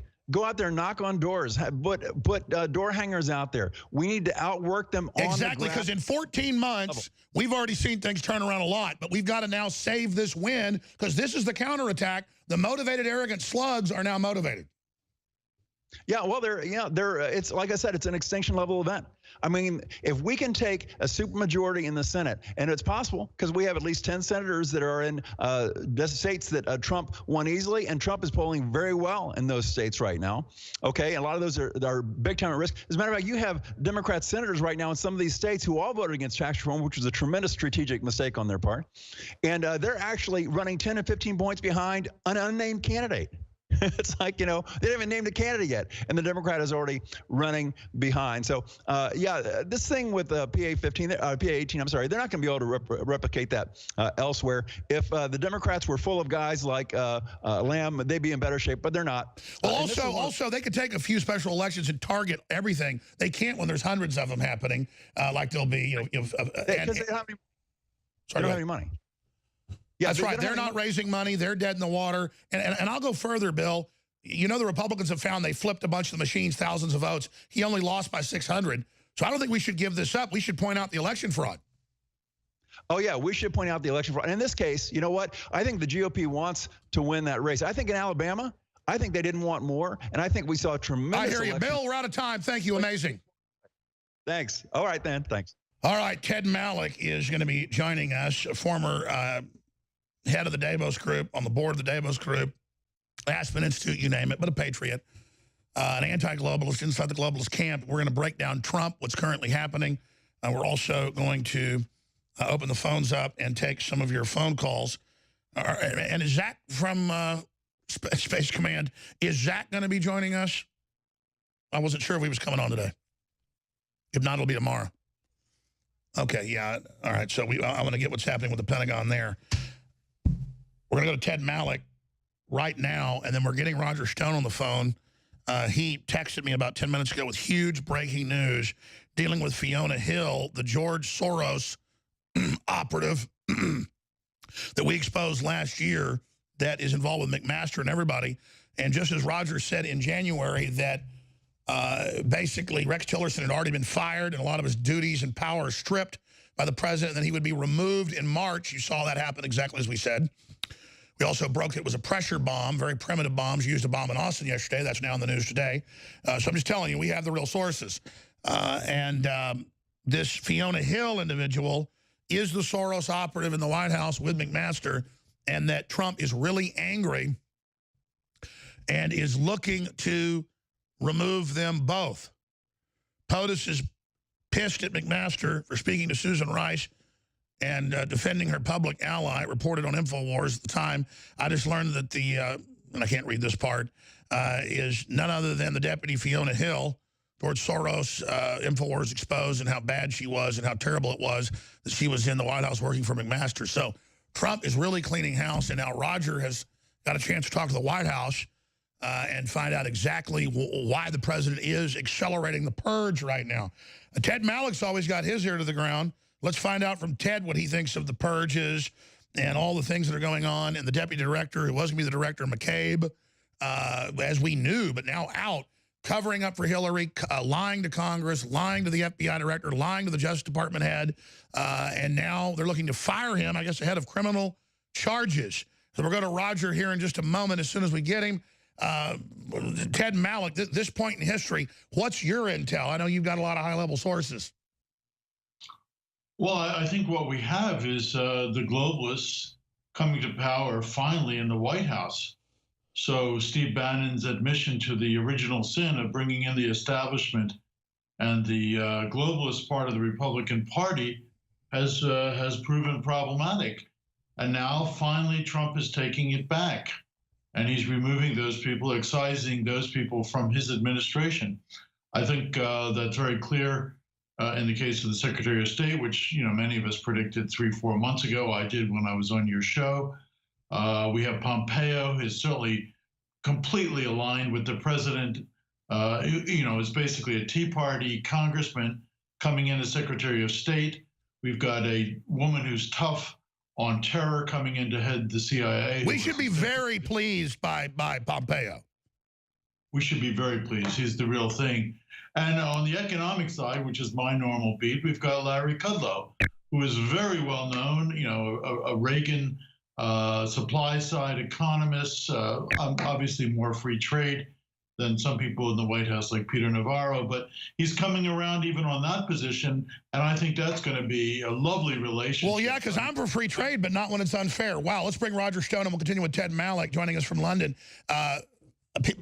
People are saying, oh my gosh, Pompeo, and this lady, the first woman head. Under orders of Obama, she ran black sites. You got to arrest Obama if you're going to arrest her for this. Just grow up, folks. I'm against the torture. Ron Paul's against it. Rand Paul. Trump was openly for it because that's what goes on. Now he doesn't because the Secretary of Defense says it doesn't work well, more problems than it solves. I agree. But don't sit there on a high horse when Obama expanded torture. He didn't get rid of it and point at this lady. But that's a side issue.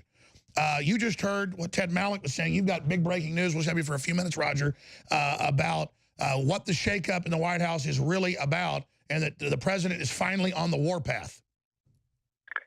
Well, Alex, as you know, we reported exclusively here at InfoWars last year that the president was very unhappy with his National Security Director, General H.R. McMaster's meeting with Susan Rice, and subsequently by McMaster's public comments appearing to absolve Rice. And you broke that In 3 the months unmasking. before.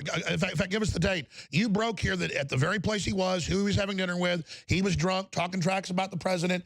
The New York Post was giving it, didn't run it. You broke it here. 3 months later, it did break, word for word what you said. So expand on that.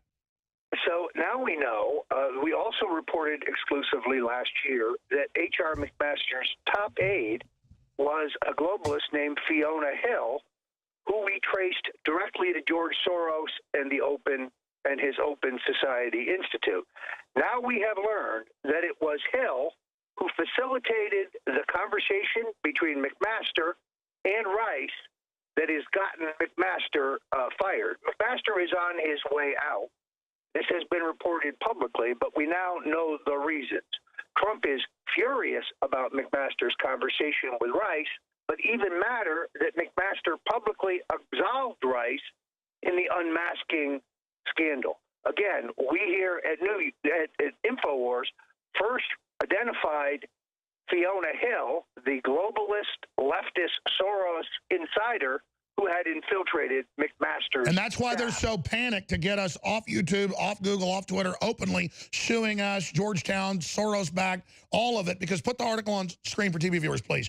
We broke this word for word in May 31st, 2017, bombshell, Soros insider infiltrates Trump administration. Then it was picked up by Newsmax, and then it was hand-delivered to the president at Mar-a-Lago, we can now reveal, back in the summer of last year. I mean, that's why they hate us, Roger. Go ahead. You're absolutely right, Alex. You see, when McMaster spoke publicly absolving Rice, somehow those stories and clippings never got to the president. Well, when he did see them, he hit the roof. There's one thing Donald Trump despises above all else, and that's disloyalty. And he's clearly doing a house cleaning here. Now, I like Mike Pompeo. I don't understand his ongoing criticism of Julian Assange and WikiLeaks. But that aside, I do think he is more of an anti-interventionist than the McMaster clique. Well, he's an American firster and is in line with the president. That's what matters.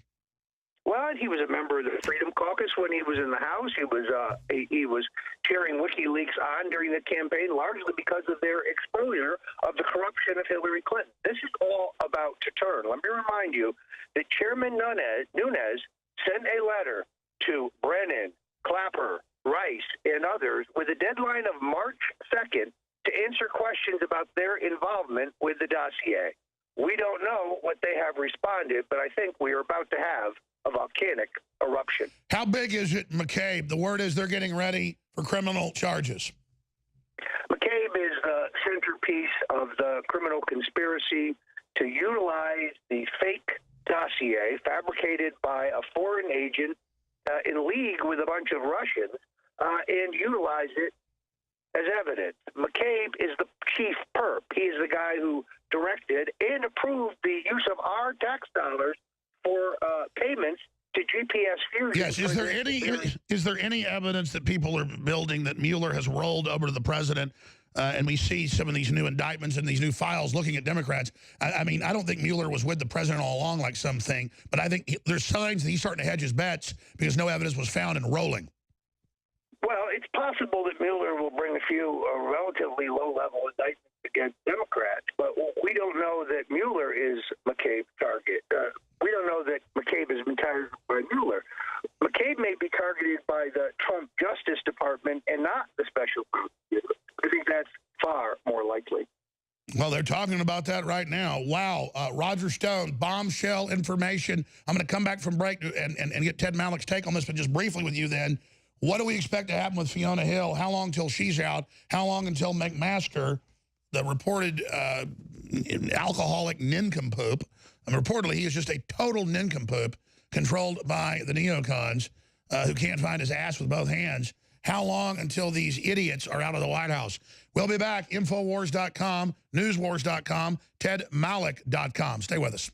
All right, we're going to do the balance of the hour with Ted Malloch. I've been inside Davos, been on the board of directors of it, can really flesh out the battle between the globalists and America and where it's going, and Trump throwing globalists overboard now and really making this big turn. But finishing up with Roger Stone with this big breaking news, the president learned that the moles were through a Soros operative inside of the White House through McMaster and has now culling the whole thing out. So just in 2 minutes, Roger, break down why these people are departing, why he's gotten rid of Cohn, why is the Secretary of State, all of it, and get into this Soros operative lady that's the linchpin to it all. And again, you were saying the word is that McMaster is about to be toast. He's clearly next on the hit list, Alex. First of all, we cannot underestimate the importance of the appointment of Larry Kudlow as the president's chief economic advisor. Many believe Kudlow should have had this appointment from the very beginning, but the globalists working internally were able to block him. Well, let's be clear. You told me early on when he was president-elect that you were pushing Larry Kudlow. I was among those definitely pushing Larry. Larry Kudlow was the individual who helped the president formulate what was clearly the most dynamic and pro-growth of any of the Republican candidates' economic plans. In the tax cut, the president is following the advice and game plan laid out by Kudlow. Now, the president has finally thrown the globalist Goldman Sachs insider Gary Cohn, who boasted, by the way, that he could have had the same job under Hillary Clinton had she been elected, to the curb, and has brought in a real Trump supporter, a real Reaganite, someone who is committed to economic growth. This cannot be underestimated in terms of its importance. Now, in the foreign policy realm, if the president cashiers McMaster, who is always an odd fit given the fact that he came from a nonprofit financed by the Rockefeller Foundation, the Ford Foundation, and yes, George Soros, prior to his position in the White House, and replace him with someone who is a non-interventionist, more aligned with Pompeo and the president, this will be a major, major internal coup. The president has the right to reassemble his hand, and he's doing so with some much, much better people. So, it took months for this to come to a head. How long do you think McMaster and Fiona Hill can stay in? Then who else needs to be thrown overboard? Well, we know that the president first took note of Fiona Hill because of our reporting here at InfoWars. Now he's put two and two together and figured out, and we've confirmed this morning, that Fiona Hill was the one who engineered his communications with Susan Rice. Susan Rice, the former national security advisor for Barack Obama, and the woman who ran the criminal unmasking operation and is knee deep in the entire dossier fiasco. I believe McMaster's days are literally numbered. The real question will be whether or not he is replaced by somebody better. There is a major report by Jack Posobiec about a longtime John McCain associate who is maneuvering for this job. This is Washington intrigue at its very best. That's right, but now a direct pipeline to the Obama operatives that did the unmasking, the criminal spying, the lying, all of it, setting up the PP gate, all of it, the Stay Behind Network and the FBI and Justice Department, a direct pipeline to them through McMaster and Fiona Hill, right back to Obama, still trying to control policy from his office 2 miles away. Incredible. We'll get all of tomorrow's news today. Thanks to Roger Stone. Thank you, Roger. I'll be on the War Room at 5 Eastern today with an update. All right, let's go back to Ted Malloch for the rest of the hour. Ted, thanks for sitting there. We have that breaking news, but I'm sure you can dial into all that, and we'll get into some other subjects in the next segment, but your take on what you just heard. Well, as usual, Roger is absolutely spot on. I can tell you that it looks like Attorney General Sessions is actually going to fire McCabe tomorrow, and that will mean that McCabe will not get his large U.S. government pension. In other words, he'll get the justice he deserves. Fiona Hill is likely to be out on her ass in the next day or two. McMaster may have 30 days left. We all know his time is like the clock. It's ticking away. Trump is actually interviewing, as Roger suggests, people for that position. I'm told he's talked to a couple of generals, and I know personally he's talking and has talked to John Bolton, among others. So this is really a period of deep change in the White House. I don't think this is ever going to end until Trump gets what he wants and the people he wants in those slots. But we can't be too confident. How will the globalists strike back? With all this Stormy Daniels crap? Well, I think that can be put to the side. That's just a kind of infatuation of CNN. I guess it's now a pornography network as well as a so-called fake news network. I mean, the bigger story for me, Alex, and one I know you and your readers and listeners are very keen on, is this story of the dossier, what I call the plot to destroy Trump. And indeed, I have a book coming out on that. It'll be out in the next 30 or 45 days. It basically puts all the dots together to tell this story about how the Democrats fashioned, in fact, nothing less than a coup d'etat of our President Donald Trump. And I've read some excerpts to know what you're doing. This book is key for Congress and the media and everybody to have a blueprint for prosecution. This is way beyond the Nunes memo. Oh, yeah. No, this is the big 30,000-foot view. It connects all of the dots. I've been researching it very confidentially and talking to all kinds of people for the better part of 60 to 90 days. And we have been pulling it together. And I'm very happy to say I just saw the final type print and it's going to press. You know, I also know you're a theologian amongst your other degrees. What's the Bible verse? We'll look it up where you dig a pit for your brother, you fall into it. I mean, you can really see how they built this whole thing to destroy Trump, but basically just mirrored it off what they'd actually done, and now they've stepped in a bear trap. Well, indeed, and this GPS fusion firm, of course, is the one that had the nefarious ideas, hired the Christopher Steele.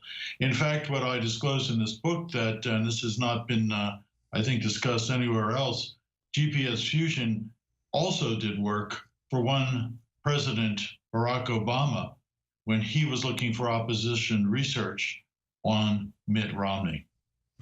That's right, and we're going to go to break and talk about this. I want to get some into Russia. What do you think about Trump going for this thing out of England, and you're over there in England when we come back?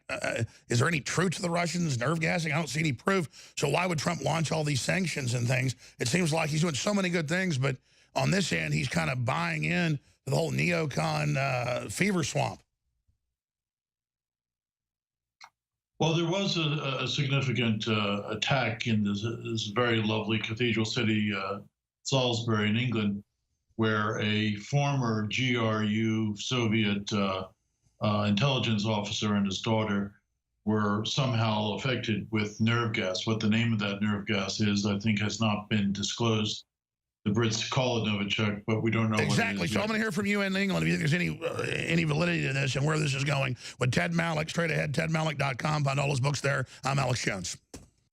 All right, Ted Malloch is a former Davos board member, Inside the Globalist author, and he's on with us to talk about the big battle going on in the world, what's happening with the unelected EU, how it's trying to kill Brexit. We were getting into, though, this former GRU colonel, this Russian intelligence operative, had been in London, and for over a decade he was out in the countryside, comes out of a little shop, little grocery store, and then he and his daughter are found nerve gassed. They say something like VX, they won't say what. And then they're like, we're sure it's the Russians. We're sure it's the Russians. Why would the Russians do this when it lets England and everybody do sanctions and then Trump launches sanctions? We need Russian resources. Russians Christian again. Russia's helped fight radical Islam. That's what Trump's instincts are. So I'm really worried about the neocons and all this. And, you know, Mueller and all the rest of it. I mean, I hope this isn't Trump going along with this because he wants to look tough on Russia. We've got all these articles here. They're just saying this is like worse than during some of the worst parts of the Cold War. So Washington sanctions Russia, individuals and entities, U.S. Treasury. And we've gone over all of that. But just to say with no evidence, you know, we think you did this, and to kind of go along with, oh, the Russians influenced the election. There are Russian election companies. The Democrats are more famous than Republicans, and that's why 80% of the funding, even the FBI's report, was Democrats going and hiring bot companies in Russia. Everybody's got these bot companies. They bought them all over the world to then just get around election law here. Just do it here. It's under the Federal Elections Commission. I'm telling listeners that. I'm sure most of them know it. But you go to Russia, you go to South Africa, England. I mean, Russian bots were relatively small. They were involved, and 80% roughly were pro-Hillary. And then they had anti-Trump demonstrations when he was a candidate, when he was president-elect. Michael Moore attended one in New York. It doesn't mean Michael Moore's a Russian agent. He's a globalist dirtbag agent. So the facts are, this is insane, And so now sanctions on Russia because they have companies that people can go and pay to push stuff on Facebook. I mean, there are thousands and thousands of companies in Texas you can hire. There's hundreds in Austin that will push stuff on Facebook and Twitter for you and YouTube. So to say, like, if some Russian company hired an American company to push a candidate in Russia, does that mean the U.S. is involved? This is just crazy. And you've got the CIA, the leftists, you've got George Soros in Ukraine and Russia trying to overthrow their elections, and, you know, the CIA-funded rock band Pussy Riot and all this crap. And I just don't want a new Cold War with Russia. It's just stupid. And it's not because I'm a Russian agent. I'm an anti-globalist, and I want nation states. And Russia deserves to get out of globalism itself, like all these other kind of, you know, they claim realignments in Spain, realignments in Catalan, realignments in Greece, realignments in Italy, Czech Republic, in Hungary, in Romania, in Poland, in Reykjavik, there in Iceland, and in the Brexit is all Russian. Well, you know what? That's ridiculous. The Russians can barely even get the street lights working all over across their giant country. I mean, this is a load of BS. Okay, the toilets are overflowing in Moscow. They're trying to hold their crap together from George Soros and the globalists trying to raid them. I know you're an American firster, Ted Malloch. You see the EU as the real authoritarian threat, with Juncker, the Nazi heir, saying, we'll break up America, we'll crush Trump a year ago. He isn't laughing now, is he? But they say it's anti-Semitic to say globalist by Trump or you or I, when the Chinese dictator's the top globalist now, along with Juncker being number 2, wouldn't you say? And then Soros being number 3. I mean, is that an accurate statement as a big insider like yourself? In Ukraine and the international response the to term globalism is just the counter to nationalism. It doesn't have any racial, ethnic, religious connotation whatsoever. So that's a total misnomer. I mean, I think we need a realistic view on Russia. I mean, we shouldn't have a benign view. We shouldn't view them as somehow either our ideal partner or in every way an attractive alternative. Nor should we view them as as radical evil. I mean, there have been a number of suspicious deaths in the UK, 14 to be exact, over the last period of time of Russians and Russian agents, oligarchs. So they do have an issue in the UK, in the Litvinenko deaths with Polonium. But, I mean, you really think that's the Russians? Because a lot of these are Rothschild fronts and others that's come out in court who've served out their usefulness. Well, indeed. So we need to get behind it. We need to see the intelligence. We can't just point a finger. There are all kinds of rogue elements, even in Russia. There's organized crime. There are breakaway groups. So, well, that's key what you said, because I've studied the demographics and the political. Russia is just like the U.S., overrun with Antifa, globalist, leftist. I mean, the idea that Russia is this monolithic evil force is just not what the demographics show. Well, you give them too much credit by painting them into this giant bear. They weren't, the same superpower we were even during the Cold War. So to suggest that, when everything in Russia has been halved in this period since, that they are anywhere near being that kind of giant is just factually. So let me ask you this then. What you predicted 10 years ago, what the CIA connections we had predicted 6-7 years ago, that, Alex, it's all going to implode, nationalism's coming back, globalism's being abandoned, the people want it, we're going to stop it, because there are big factions in the governments that are good, and the globalists now realize the countervailing winds here, that they're going into the winds. Why are you seeing such an explosion of nationalism and a rediscovery of capitalism worldwide? What's pushing it? Is it just purely the human spirit, or what is the prime moving forces behind it?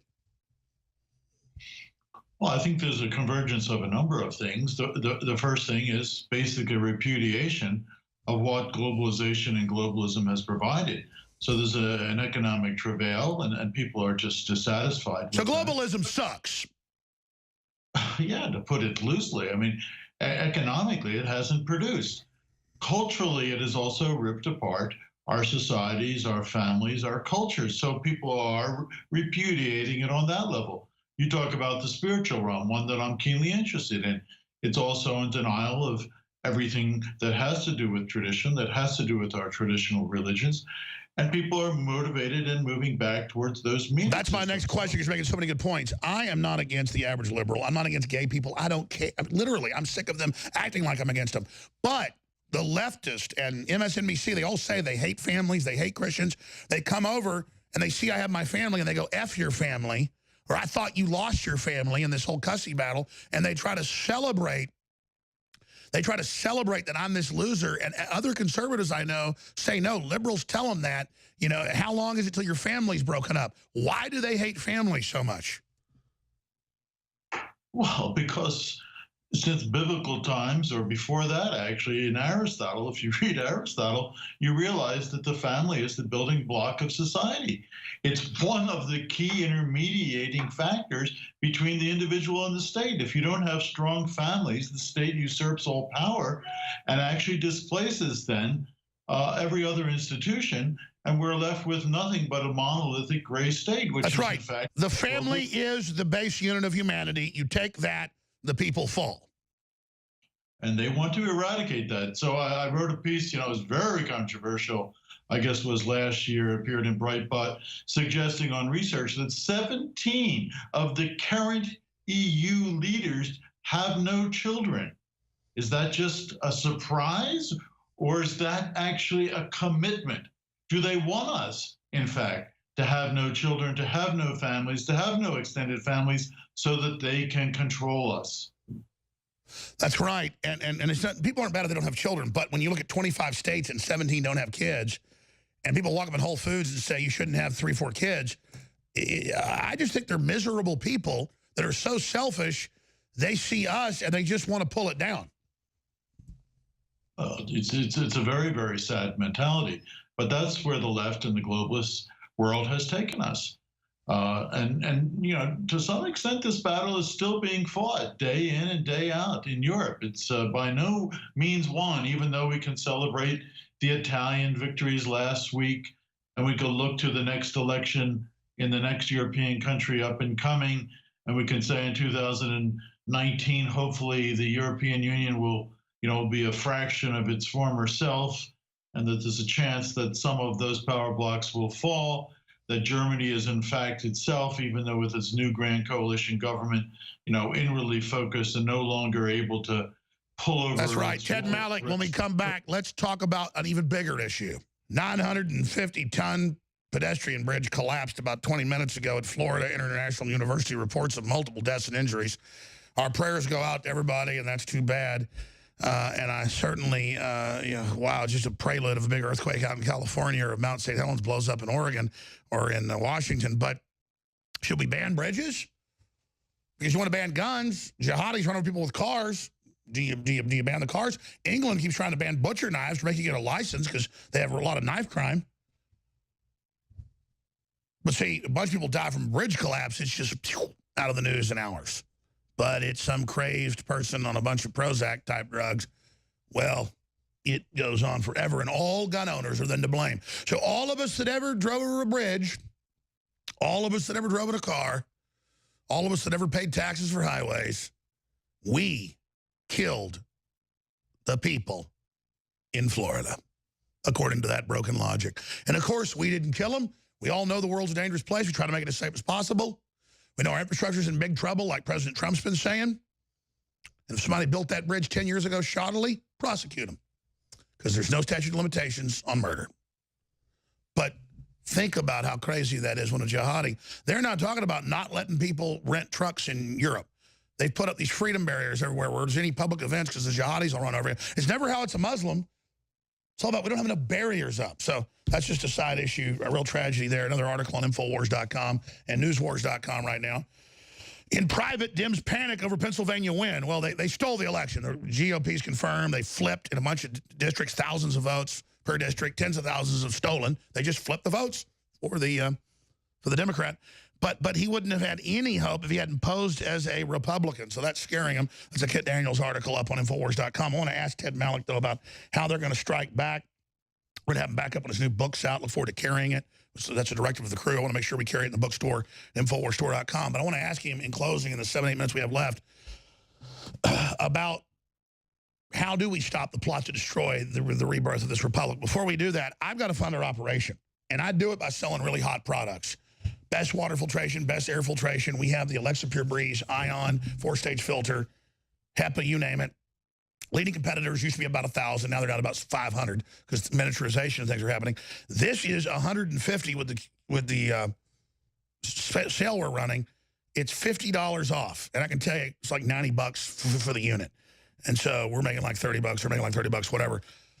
You cannot get these better filters for your house. This will do a big room or two, get 4 or 5 of these for your house. When the red light comes on, it means it's gotten a little bit of dust. You take that off the front filter. It's got 4 filters. It's amazing. Get your Alexa Pure Breeze today. $50 off the already lowest price system out there. Can remove 99.97 of airborne toxins and contaminants from your home, especially your children. You, everybody deserves this. We have Alexa Pure Breeze, Pro Pure, and other great water filtration systems as well. And we have our new Myco ZX Plus, even stronger. I signed a big-year contract with a top producer, so I get it for lower price and stronger. Totally organic. It is anti-yeast, mold, and fungus in the gut. It's great to have probiotics. We have those as well, Biome Defense and other systems that are really high quality. But that's for bacteria, to have good bacteria. This is to knock out the bad fungus, yeast, mold, the candida. And it's incredible, folks, what it does for people. Read the reviews at InfoWarsLife.com. 50% off, but not for long, because it looks like it'll sell out in the next 2 weeks at that price. So I'm going to have to stop that in a few days and never go back to regular price. Also, the fluoride-free fortified colloidal silver and iodine Super Blue has been sold out. It's now back in stock. InfoWarsStore.com. And 25% off Brain Force. Okay, going back to Ted Malloch, TedMalloch.com. Now, you heard my question here. Maybe you disagree with me, but I think we should ban bridges now, because everything's got to be perfect. Ban sports, contact sports, ban tag, ban best friends. Some of them might not have a best friend. Ban families, ban the word mother and father. We're not joking. This is going on. It's like a science fiction book. But how they'll try to strike back. Georgetown's suing me. My lawyers have looked at it. They say it is the biggest PR stunt they've ever seen. It would overturn the First Amendment. It's meant to drag me through the mud. They lie about what I said about what happened in Charlottesville. That's their model to ban things. We need to move against this. The president needs to move. You're an expert in these areas. What do you think we can do to stop the massive censorship rollout, the likes of which we've never seen? So the first thing we need to do, and you do it day in and day out, and there are others like you doing it in other places on the internet, certainly not in mainstream media, that is expose the truth. There's nothing as powerful and as all eye-opening as the truth. So we have to fight the info war. We have to expose the truth. We have to bring those people who have wronged the system, who have been involved in injustice, we have to bring them to justice. And that will include some very high-level people, frankly, in the FBI, in the DOJ, and in the previous administration. I think we need, and this is, Trump is already finding it difficult to do, but we have to defund and scale back what we call the deep state. We have to drain the swamp. That is an activity that is basically a full-time, all-out war, and there are all kinds of forces that mitigate against doing that make it difficult to do, both in the establishment right and in the left, who want to continue that deep state. We have to defund it. And I think the key thing that we have to do in the long term is basically back Trump. I mean, I said 9 months ago on BBC that Trump will run for re-election, that he'll be around for more than 4 years, and that the motto of that re-election campaign will be "Keep America Great." You did say that on this show and on BBC. As a built-in assumption, in other words, that he will achieve in 4 years what he set out to do to make America great again, to take our country back, and in those next 4 years, we will do everything to keep its greatness, to reassert American exceptionalism. So, I mean, that's a very tough agenda to do those 4 things I just mentioned, and it's going to take all of us working all time and overtime. Ted Malloch, getting into the real sophisticated mode of international systems and politics. They always claim, oh, we don't want the left wing to get too powerful, the right wing to get too powerful. But the globalists really just want exploitive, crony capitalist systems they control to vertically integrate and create a world of renters. They don't want competition, and that's their real crime, is it kills innovation. It creates a new serfdom, a new feudalism that hobbles not just the public, but the entitled so-called elites. But the argument of, we don't want the right wing and the populists to get too powerful, let's kind of wink some in the Trump administration, let it get censored some, because it won't matter. They'll still have their speech. it's too powerful if the grassroots Tea Party does this. It's the left trying to extinct the balance. And I don't even agree with this balance thing and coming to the middle and all that. It's the left going for broke with authoritarianism. It's got to be extinguished when it comes to them being able to censor and block people. You can't just let them engage in all this. And it's massive. It's sustained. They've radicalized the average leftist on the street with their vicious, gibbering monsters. And people need to really get aggressive. We need antitrust against the big tech giants. We need an Internet Bill of Rights. And we need people to take this really, really seriously when these executives and their minions are making fun of people's free speech and saying, well, we ban Alex Jones and anybody with an American flag. I mean, there's a real America hate by all these tech minions, and they need to then go somewhere outside the U.S. if they hate it so much. I don't understand why what's made them so powerful they hate. I mean, what is that? Well, they are a combination of socialists when it comes to social politics, and they are largely transnationalists. They are globalists, and they don't believe in America. They don't believe in American exceptionalism. They don't believe in markets. They want to have a monopoly. They don't want to pay taxes. You see them moving to places like Ireland and lower rent places so that they don't have to pay American taxes. And they're trying to basically keep conservative points of view, right of center points of view, off the airwaves, off the internet, and to censor the freedom of speech. And now they're censoring prominent liberals that say, hey, we should be free speech. They're banning them off YouTube and Twitter. I mean, this is going to end up being everybody. I hope they understand that. Ted Malloch, tedmalloch.com. Look forward to talking to you in about a month or so when your new book comes out. Thank you so much. Great. Thanks, Alex. All right, I'm going to get out of here right now because the fourth hour is about to start with Anthony Cumia, who always knocks it out of the park. There's some big things I didn't get into, like the big anti-gun rallies where people like our good friend from Vermont had bodyguards with guns, but we can't have guns. Bernie Sanders, I get guns and bodyguards, but you don't, like the Soviet Union. I'm in the government. I have guns. You don't, little people. Anthony Cumia, syndicated radio host, the head of Compound Media. He's going to be taking over here in just a few minutes, but I wanted to play these clips because I didn't get to it during my 3 hours, and I just have to get to this. Bernie Sanders, white people don't know what it's like to be poor, and I did my honeymoon in the 70s when you had to be a KGB operative to go to Russia. I got married in Russia to go see what it's really like to stand in line for maybe a week to get some sausages or something. And I'm on record when I go to the store and I go, you don't need 30 types of deodorant. You don't need, well, I guess under Soviet stuff, you never got strawberries. But the point is, I mean, that's the guy is a whack job. I bankrupt colleges. I drive $200,000 or $300,000 cars. I got 5 houses. One of them's $2 million. But you need to give me your money. So he shows up at these anti-gun deals with a bunch of other Democrats with armed guards around him.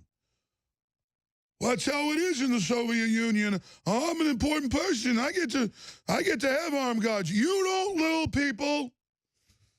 Little people don't know what it's like to be able to be defended. And he just does this like he's Moses. Like he's like the Messiah. Look, Sanders. I got little gray hair. It means I'm smart. So here it is. Here it is. I want to thank young people for having courage to do what Congress is not doing. But let's show it with the armed guards. For radio listeners, I'll have to tell you about it, but here's the video. President, I want to thank the young people throughout this country who have the courage to do what the United States Congress is not doing, and that is to lead us forward in a way to lower the slaughter that we are seeing from coast to coast. So let's stop right there. Now let's go to the next clip. That's him in the Senate. Here's Bernie. We need to end the so-called gun show loophole. That's private sales. Like you can give your son a gun, or when you die, I guess your wife can't have them. Calls for ending sale of assault-style weapons, all semi-autos. But look closely in the shot. Here it is. We have got to end the so-called gun show loophole. We're going to get these damn Americans guns and teach them. That means that people should not be able to buy weapons without going through a background check. And in my view, among many other things, we have got to understand that style weapons, military weapons, are designed for one thing, and that is to kill people.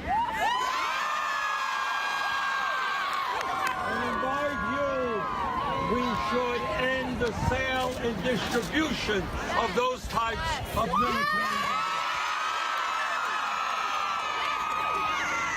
I am absolutely delighted and proud that you are here today. What you are doing is of national significance. You're leading this country in the right direction. Thank you all. Again, there's the video. There's several of them, but there he is from different video shots. He had at least 6 police officers with guns around him, semi-automatics that he wants banned. And then, of course, Eminem, you know, we'll play this next clip. It says the NRA's bad, and the people introducing him say this, but he's got a conviction for pistol whipping somebody with an illegal gun. Too dumb to even go out and get, you know, in his state the license, and most states don't even have a license. So to talk about a moron, here's Eminem. Sometimes I don't know what this world has come to. It's blowing up. This whole country is going nuts, and the NRA is in our way. They're responsible for this whole production. They hold the strings to control the puppets. They control the strings, control the puppets. Yeah, people having guns as being not puppets. I'm gonna pistol whip you. I got a gun conviction. Because I'm a criminal, I want you to not have a gun so I can have my way with you. Because I got a small brain, and I'm a fake punk thug, and I'm the dumbest person in the whole world. He ain't going down with you. Come, I mean, these are a bunch of, give me your guns, or I'll have him pistol whip you. I got armed guns, but you don't. Eminem's a complete moron. The word is he's got like a 70 IQ, can't wipe his ass. Hello, everybody. Welcome. Anthony Cumia here. The honor of being in at Infowars.com. I was literally just wiping tears from my eyes from watching Alex doing his Eminem. It was hilarious. Who doesn't love Alex Jones? I read things. I read things on social media on a daily basis. I get all kinds of crap. What are you doing on Infowars, Anthony? What are you doing? Alex Jones says that Martians are coming. It's like, oh my God, you've obviously never even watched the man. So just damn entertaining, man. I'm crying. The impression, yeah, Alex has to take that on the road. His Eminem impression. Welcome. And again, I thank the fine people at Infowars for having me on. Alex hit on it right at the end of the show right there, the gun issue, all the students, the anti-Second Amendment people, the people like Bernie, his Bernie impression was killing me too. Getting out there and saying that, oh boy, we need all the law-abiding gun owners, all those people that own guns, hundreds of millions of people, and hundreds of millions of guns, and we need them to we need to write new laws for them. You know, the people that haven't done anything wrong except legally own guns and exercise their Second Amendment right. Those are the people that we really have to take guns away from. The actual problems that we have, which, I mean, anybody with an ounce of common sense over the past few decades has seen why we have issues like we do in this country today. The gun issue just being one of them. But we could see it. This has been gearing up for so long. I have called it, I don't know, I don't think this is a little too much for the air, the pussification of America. I think that's a big thing. Men, young men not being allowed to actually be men, being emasculated by feminism and the politically correct. These are all things that have contributed to so many of the problems we have in this country today. And again, they just want to just snatch away our rights. The Second Amendment is a great instance of this because it's so easy. It's an actual mechanism. It's a thing You have to have a thing. It's not a pursuit of happiness. It's not the freedom of speech where just speaking is your right. You need an actual mechanism, a gun. So when you make the focus on taking that away, it sounds like you're just taking away a machine, an object. And it's so much easier to do that than it is to take away some other ideology that makes up a right. So you take the gun away, and people go, "What? We're just limiting the guns. It's a thing." No, you're taking away a right that is just as important and inalienable to us as Americans as the freedom of speech, as the freedom to not have people bash your door in and go through your belongings. But like I said, when it's an actual mechanism, a thing, a tangible object, it makes it so much easier for these people to try to take it away from you. We saw the schools had their day, walkout day. I remember these things when I was in school. Not for this. I remember we walked out because we wanted smoking in schools. We wanted to be able to smoke in the schools. So we said, we're walking out. And we walked out. We sat on the front lawn of the school, and we all lit up our cigarettes. Real cool. All right, look, I know I'm no kid here. But I hear some of you out there going, what was playing? Ba ba ba ba ba bang a dang dang a ding a dong. No, it wasn't that long ago. But I believe maybe Molly Hatchet and Charlie Daniels were playing. But we were out there on the lawn and we're smoking our cigarettes and we're sitting around and we're going, yeah, man, we're gonna show the teachers and the principal, man, we're not going back in there until we get to smoke on campus. Well, the principal comes out. He's got a little bullhorn. Anybody who isn't back in the school in 3 minutes is suspended. Your grades for this you're gonna go down a grade, and all of these. Whoa, we're gonna fight the man. We're like, all right, we better get back in. I think social studies is starting. We weren't treated like precious little snowflakes by the administration that we went to when I went to school. And I hate sounding like that, but I guess that's why you always sound like, why you? Get off my lawn, you damn kids. But we've gotten to this point where everything a young person says is this gold nugget of knowledge. Everything a young person says is to be taken at 100% face value for being brilliant and amazing, and we must listen. Sometimes kids are just uninformed dopes. I'm not saying that's the instance here. I'm not picking any specific cause that they've rallied behind. I'm just saying, in my life experience,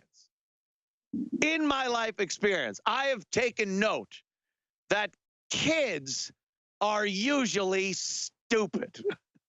I don't mean uneducated. You could go to school, you could crack a book, you could learn, you could get good grades. But there is something that only life experience brings you that I am not seeing in the young people that are being hailed as heroic for going out and speaking. I mean, some of them are very articulate. Some of them have valid points. But every single young person that goes out and holds up a sign is not, an Alvin Einstein. Yes, I did say Alvin. It's part of the joke. But the media just gets on them and hails every one of them as brilliant. And they just don't have life experience. And that's why for decades we have heard this. Decades of demonstrations and protests and high schools and college campus students getting out there and fighting the powers that be. And this gets brought up every single time. Well, you watch out because these are the people that are going to be voting in a few years. And it never really comes to fruition that this giant change happens because these young people grew up and now they're voting. You know why? Because they had a little bit more life experience and realized it was crap what they were saying most of the time. Utter and complete nonsense. They went out, they left school, they got jobs. They looked at their paycheck and went, what? I remember I was protesting to give more of the workers' money away to the government so they could help people. And I was supposed to be the guy that starts voting and changes everything. And then they get their paycheck and go, hey, screw that. They're taking I worked 40 hours and they're taking all my money. That's what happens. They don't grow up and remain the same naive little tykes that they were when they were protesting. They grow up and realize a lot of what I said was utter nonsense. And I have been educated by the school of life.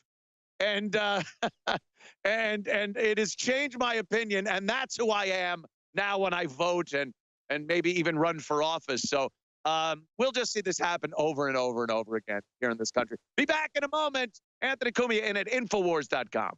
Yes. Welcome back. Anthony Cumia, Infowars.com. My goodness. Hollywood.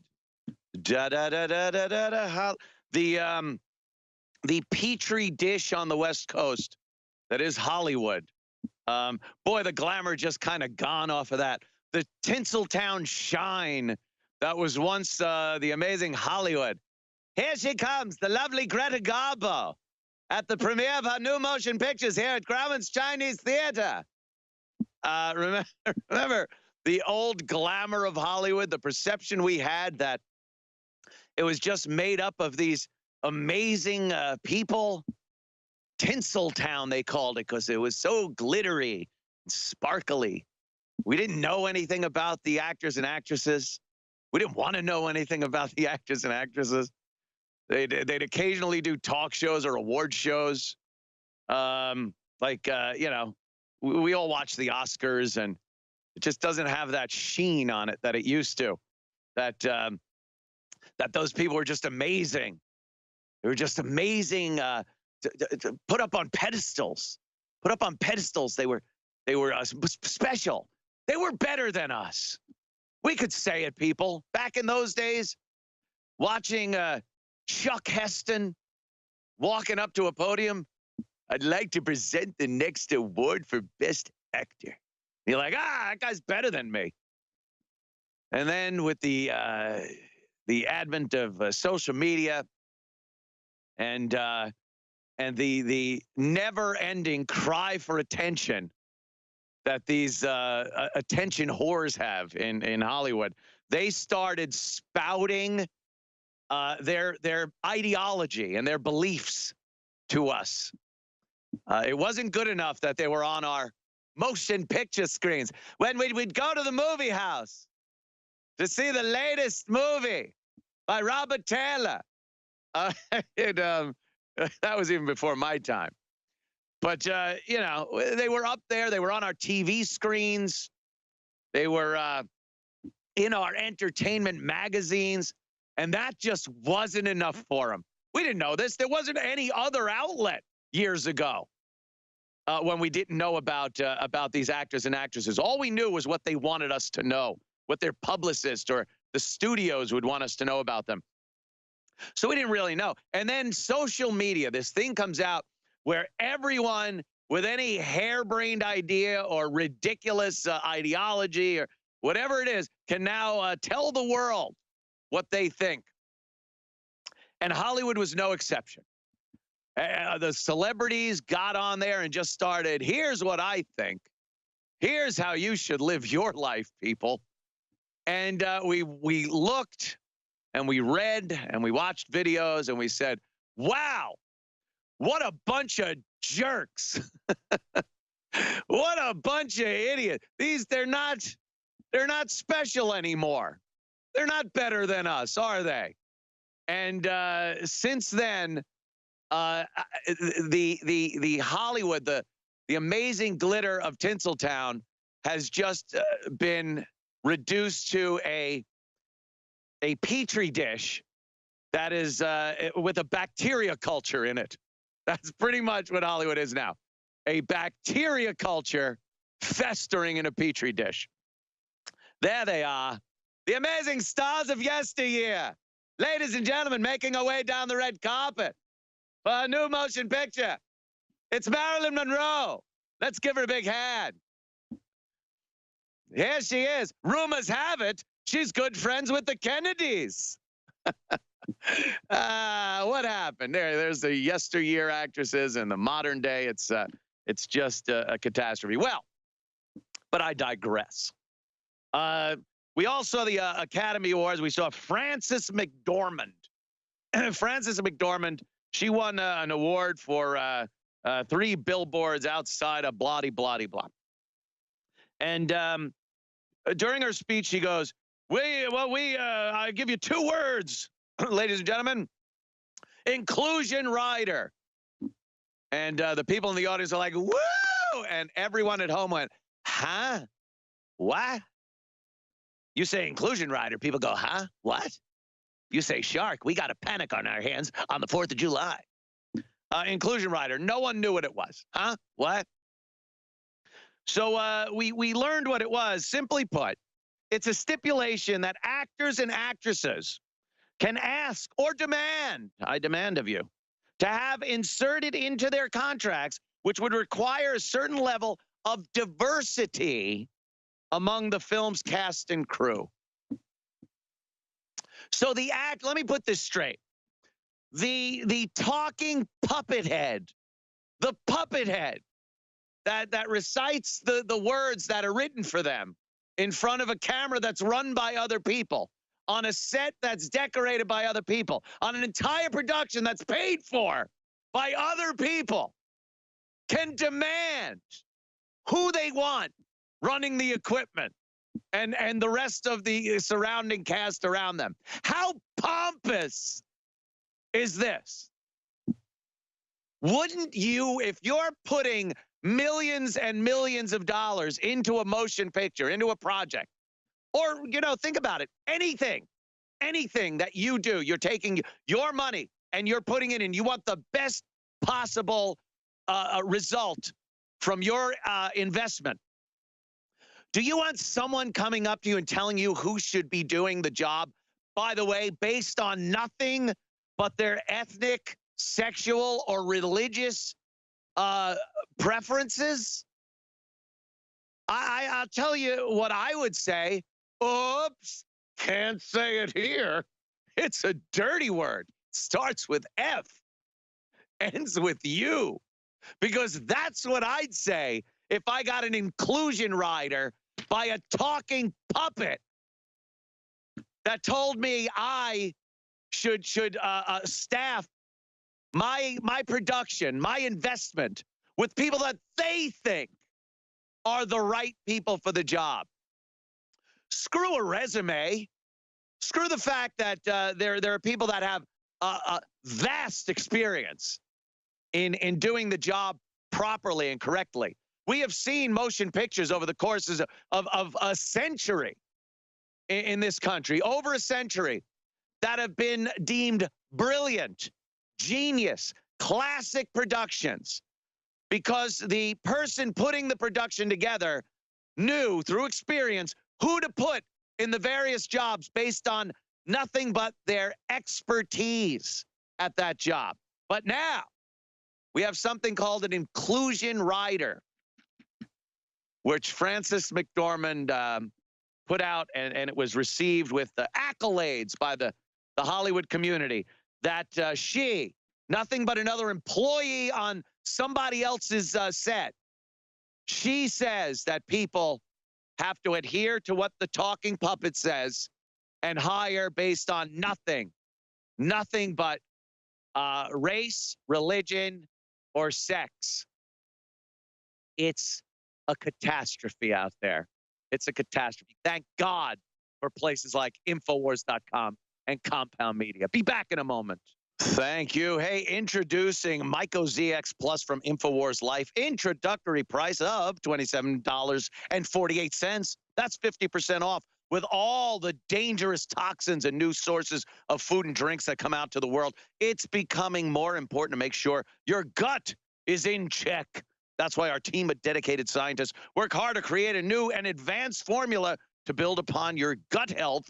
Myco ZX Plus. Myco ZX Plus is a unique natural formula designed to support the body's natural cleansing of yeast and fungal organisms. Ugh.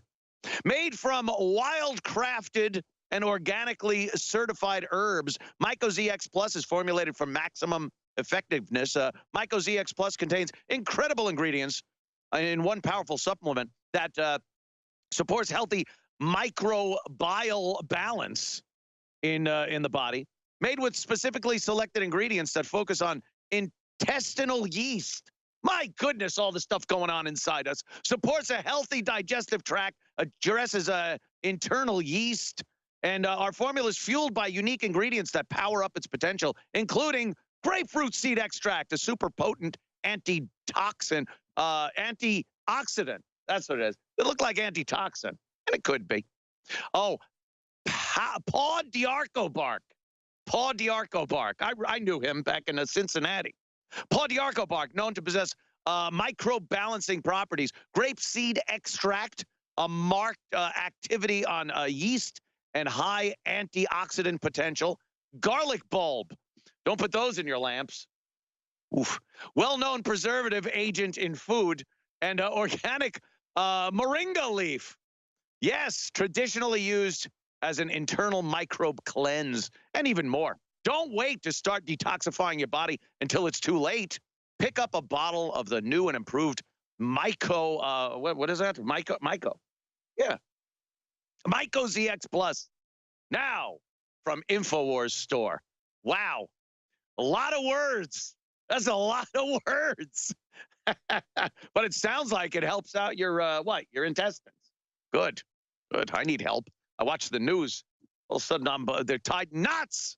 They're tied in knots, my people. You think I'm done with Hollywood? No. Not at all. Finally, we have heard every time a celebrity is talking about Trump and an election comes up or Trump does something, you hear these celebrities go, I'm out of here. I'm moving. What's the list? Whoopi Goldberg, Barbara Streisand, Rosie O'Donnell, that a rotund woman from Girls.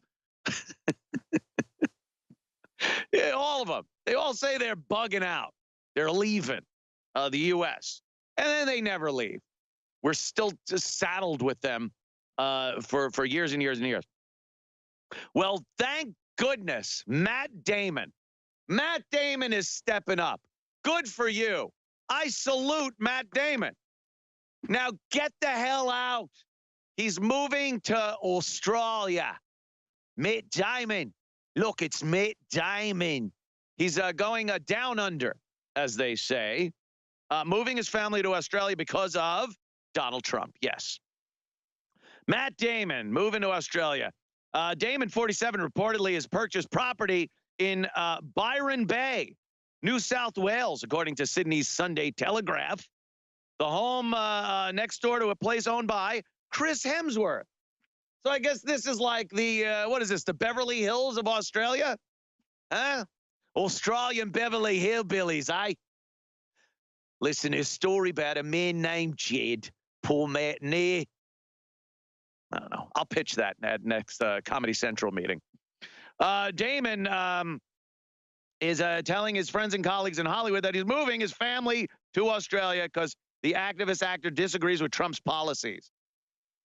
One of Trump's biggest campaigning points was immigration and the wall, right? The wall and immigration. Australia pretty much has no immigration. You literally have to be Matt Damon to move to Australia. Australia goes, who wants to get in? Who's this guy? Nah. I say nay. Nay, we're not letting him in. And then Matt Damon's like, hey, I'm Matt Damon. I'm a multi-gazillionaire. I'm an actor. I will help your country with image and tourism, maybe. Maybe I'll film a movie here. That'd be nice. Matt Damon, sure, let him in. Open the gates. Let him in. And Matt Damon moves to Australia. But if he doesn't like Trump, boy, why is he moving to a country that does not allow people to just waltz in? Waltzing Matilda. Doesn't allow them to waltz in and set up camp as Australians. They don't allow it. First of all, they exile you to an island, some smaller island, and then they try to get other countries to take you. Obama agreed to take a bunch of Australian illegal immigrants. And then when Trump got into office, he goes, yeah, no, we don't want him. And they're like, but Obama agreed to it. Obama agreed. 2 days ago, I saw a rig that'll hold those illegals. You want to get out of here? Talk to me. Road Warrior, anyone? Great movie. So, like, they throw people out. And as far as a wall goes, let me fill you in on something. As far as a wall goes, it's called the Pacific Ocean. The only reason Australia doesn't have a wall is because it's called the Great Barrier Reef. That's Australia's wall. So they have no immigration and a giant natural moat full of sharks, full of glass-like coral and sharks and vast expanses of ocean that keep people off of their beloved island, nation, continent. So that's where Matt Damon wants to go because he doesn't agree with Trump's policies of, look, maybe we'll keep some. We want to build a wall here, but not on the north border. Don't worry. He don't like any of those policies, but he'll move to a place where they literally exile illegals to an island and then just try to throw them somewhere else. And their wall is a natural barrier no one could possibly penetrate. So, Matt, God bless. Good job. Get the hell out. No way out. No way. Look at this. The Australian government has introduced the toughest border protection measures ever. And again, that natural barrier is just unbelievable. We hear about it a lot when people say, well, Australia, as far as guns go, they got rid of all the guns. They had a buyback program. They bought all the guns back, and they haven't had a mass shooting in blah, blah, blah, blah, blah. Again, they don't have borders that are easily crossed by smugglers. It's not 1650 where someone could come up with a sailing ship full of spice. We have 2 gigantic borders, one of which to the north is full of a bunch of politically correct sissies, I say. Pardon me. I've met some nice Canadians, but for the most part, Jesus, relax. We know what we're doing down here. And Mexico, where drugs and guns and Mexicans and everything else flies across the border. So I don't think it would work for us quite as well. I think the proverbial bad guys would still be getting their hands on guns. Australia, Matt Damon in Australia with the most amazing border wall ever, the Pacific Ocean. Yeah, his family probably will be very safe there because the Australian government, as far as immigration knows, exactly what they're doing. Be back in moments. Don't you leave. Anthony Cumia, Infowars.com. Welcome back. Thank you, of course, to Alex Jones, Infowars.com, for allowing me, Anthony Cumia, on their waves again. Love it. Love doing the show. We touched on this a little earlier in the show here. The kids and they had their walkout. They had their big school walkout, and some were arguing they should do because the left is hilarious. when they demonstrate, when they have their protests and stuff. It's so ragged and all over the place. They never seem to be able to focus on any one thing. It's like, oh, we're going to protest school shootings. And then there's, transgender for equal toilets. And it's you look at the signs, you're like, what the hell? Just a big conglomeration of idiocy. And they just can't focus on any one thing. So the walkout, of course, turned into something that people wanted to call the walk up. They were saying, hey, if we walk up to these people, these loners in the schools, the people that are bullied and whatnot, and hang out with them and talk to them and get to know them, maybe they won't decide to shoot a school up, and they won't feel so alienated from the cool kids, So they decided to do this walk-up thing. So I was looking at some of the coverage on that, and I saw a picture that was quite telling. One school decided they gave every kid 17 Post-it notes to represent the 17 people killed in the school in Florida. And what they would do is write something nice about somebody on it and then stick the Post-it note on their locker. Sounds nice and pleasant. A nice thing. You go to your locker and you're like, oh, look, somebody likes me. And I saw a picture of this, and it showed a bunch of the lockers, a line of lockers and the Post-it notes on it. And the first thing I thought was to count the amount of Post-it notes on each of the lockers. Some had upwards of 20. Others had 2. And all I could think was the person with 2 was going to feel resentment and feel alienated and maybe want to shoot the person with 20. And by the way, years ago when this came up, when it was called Valentine's Day, because that's pretty much what this is. You'd sit in the class. I remember this again. Kids, let me tiptoe down memory lane with you again. When I was in school, Valentine's Day would roll around. We'd all sit in our respective desks, and girls and guys would hand Valentine cards to someone they liked or thought was pretty or whatever. And some kids just had a stack of Valentines. The pretty girl, the popular boys, they'd all have stacks. And then the other people, some of the other people would have a normal amount that you would think, I brought 5 and I got 5. Wow, this is kind of nice. And then there was the kid that got none Valentines. He was called the weirdo. The weirdo got none. And he would probably end up being one of the guys that would have shot up a school. But more likely than that, all that happened was people learned that there is no such thing really as total equality, especially when it comes to somebody's subjective opinion of who they like, who they don't, who they want to be with and around, who they find attractive. All of these things come into play when you're a child handing out a Valentine's Day card. And this is the way it was for years and years and years.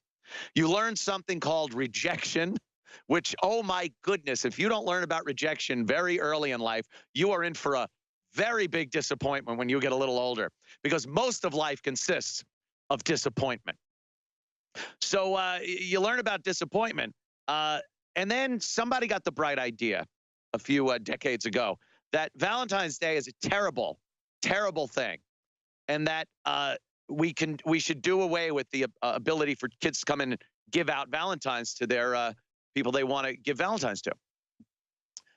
So everyone got one or no one got one. And this has been the battle cry for decades now. And it just makes kids vulnerable to losing their minds when they don't get what they want. And what we see happening with this walk-up when they post things on the lockers is the same thing. But they've been trained to not be able to deal with stuff like this. See, these are the same kids that don't get Valentines anymore, or they get the same Valentine everyone gets. They're not allowed to have parties. They're not allowed to hang out with a group that's considered bullying. If you just hang out with a group of people that you want to hang out with.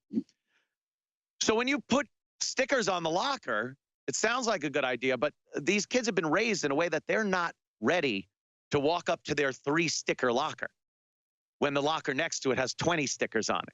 There you go. There, look at the poor bastard with 3. And then there's other ones, and look, some things change over the course of the years. Others don't. Kids are cruel little sons of bees. and the kid with the 3 is going to feel bad.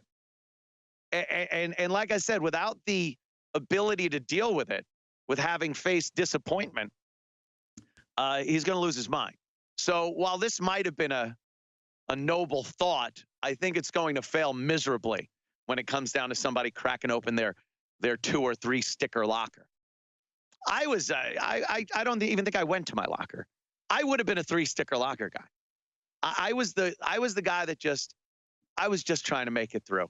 I didn't care about friends or popularity or who I was hanging. I had my friends outside of school, but I was not known in school. I don't think I ever went to a class picture. I don't think there's a class picture that exists of me past maybe 6th grade, because I just didn't feel like I fit in with anybody, and I didn't really want to. But I saw what happened. There were the popular kids and the kids that weren't popular.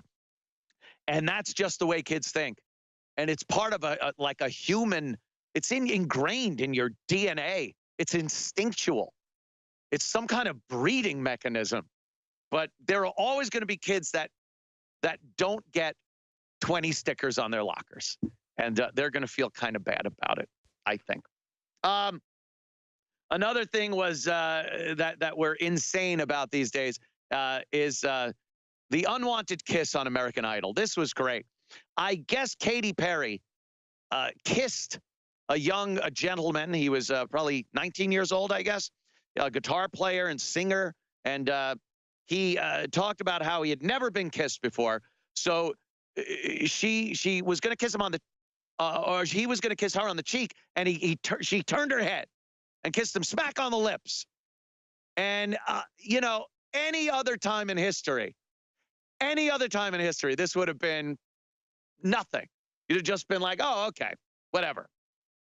Well, it's a big thing now, and Katy seems to be in trouble because this boy was saving his first kiss for a wonderful moment later in life, like when he finally actually fell in love with somebody, I guess.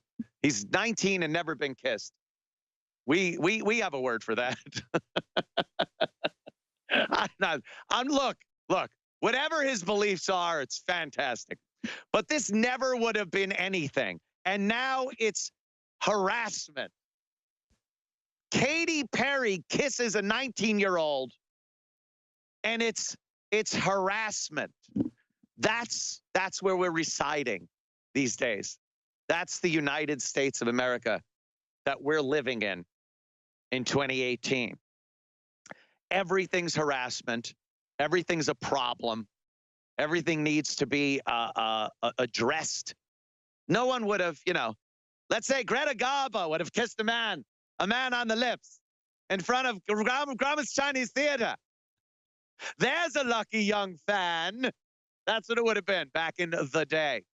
But now everything is harassment, and it's changing the dynamic of how we deal with each other sexually and socially. Thank you so much. Infowars.com, Alex Jones. I'm Anthony Cumia at compoundmedia.com. Catch me. See you next time. Someone very profoundly once said, many years ago that if fascism ever comes to America, it'll come in the name of liberalism. This young generation who scream words like fascist have actually themselves become the fascists. You guys are the fascists! You're all the fascists!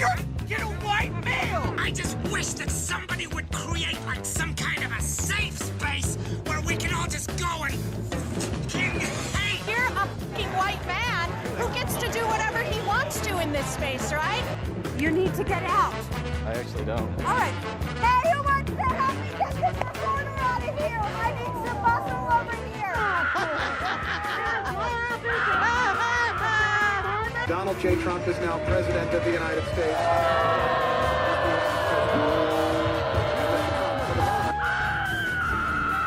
So the question is, are social justice warriors mentally ill, or are they just stupid? When your emotions control your actions, it affects not only yourself, but the people around you.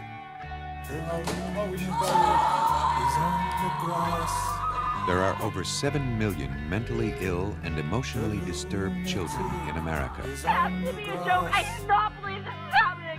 I'm literally about to kill myself, and I'm not kidding. You better fix this right now. Get the out of here! Jeff's losing control of himself. Get your phone away. What? Quit recording. What? The madder he gets, the worse it becomes. Get the away! You couldn't help interrupting, could you? I have Martha here. I don't know children.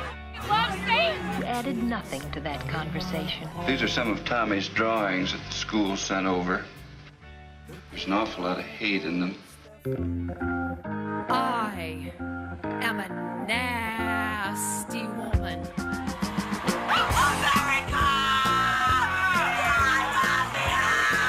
Like your wet dreams infused with your own genes, but yeah, I'm a nasty woman. Yes, I have thought an awful lot about blowing up the White House. Bing, bing, bong, bong, bing, bing, bing. Fuel your body with Carnivore, the new digestive enzyme product by InfoWars Life. Digestive enzymes assist in the digestion process and increase the bioavailability of nutrients by breaking down foods into easily absorbable components. They also help prevent discomfort from indigestion caused by fermentation of undigested food particles in the gut. Digestive enzyme production declines as we age. Carnivore is filled with digestive enzymes like those naturally present in the body. Enjoy the full potential of protein-rich foods again. You can eat protein-heavy foods now while minimizing the later indigestion and discomfort commonly associated with high-meat diets. Just one pill with every high-protein meal helps increase the bioavailability and absorption of amino acids, the building blocks to your muscles. Carnivore also contains digestive enzymes to help digest fats and carbohydrates so you can fully digest all types of meals. Don't let a meal go to waste. Use Carnivore by InfoWars Life. Head to InfoWarsLife.com and secure your bottle now. That's InfoWarsLife.com.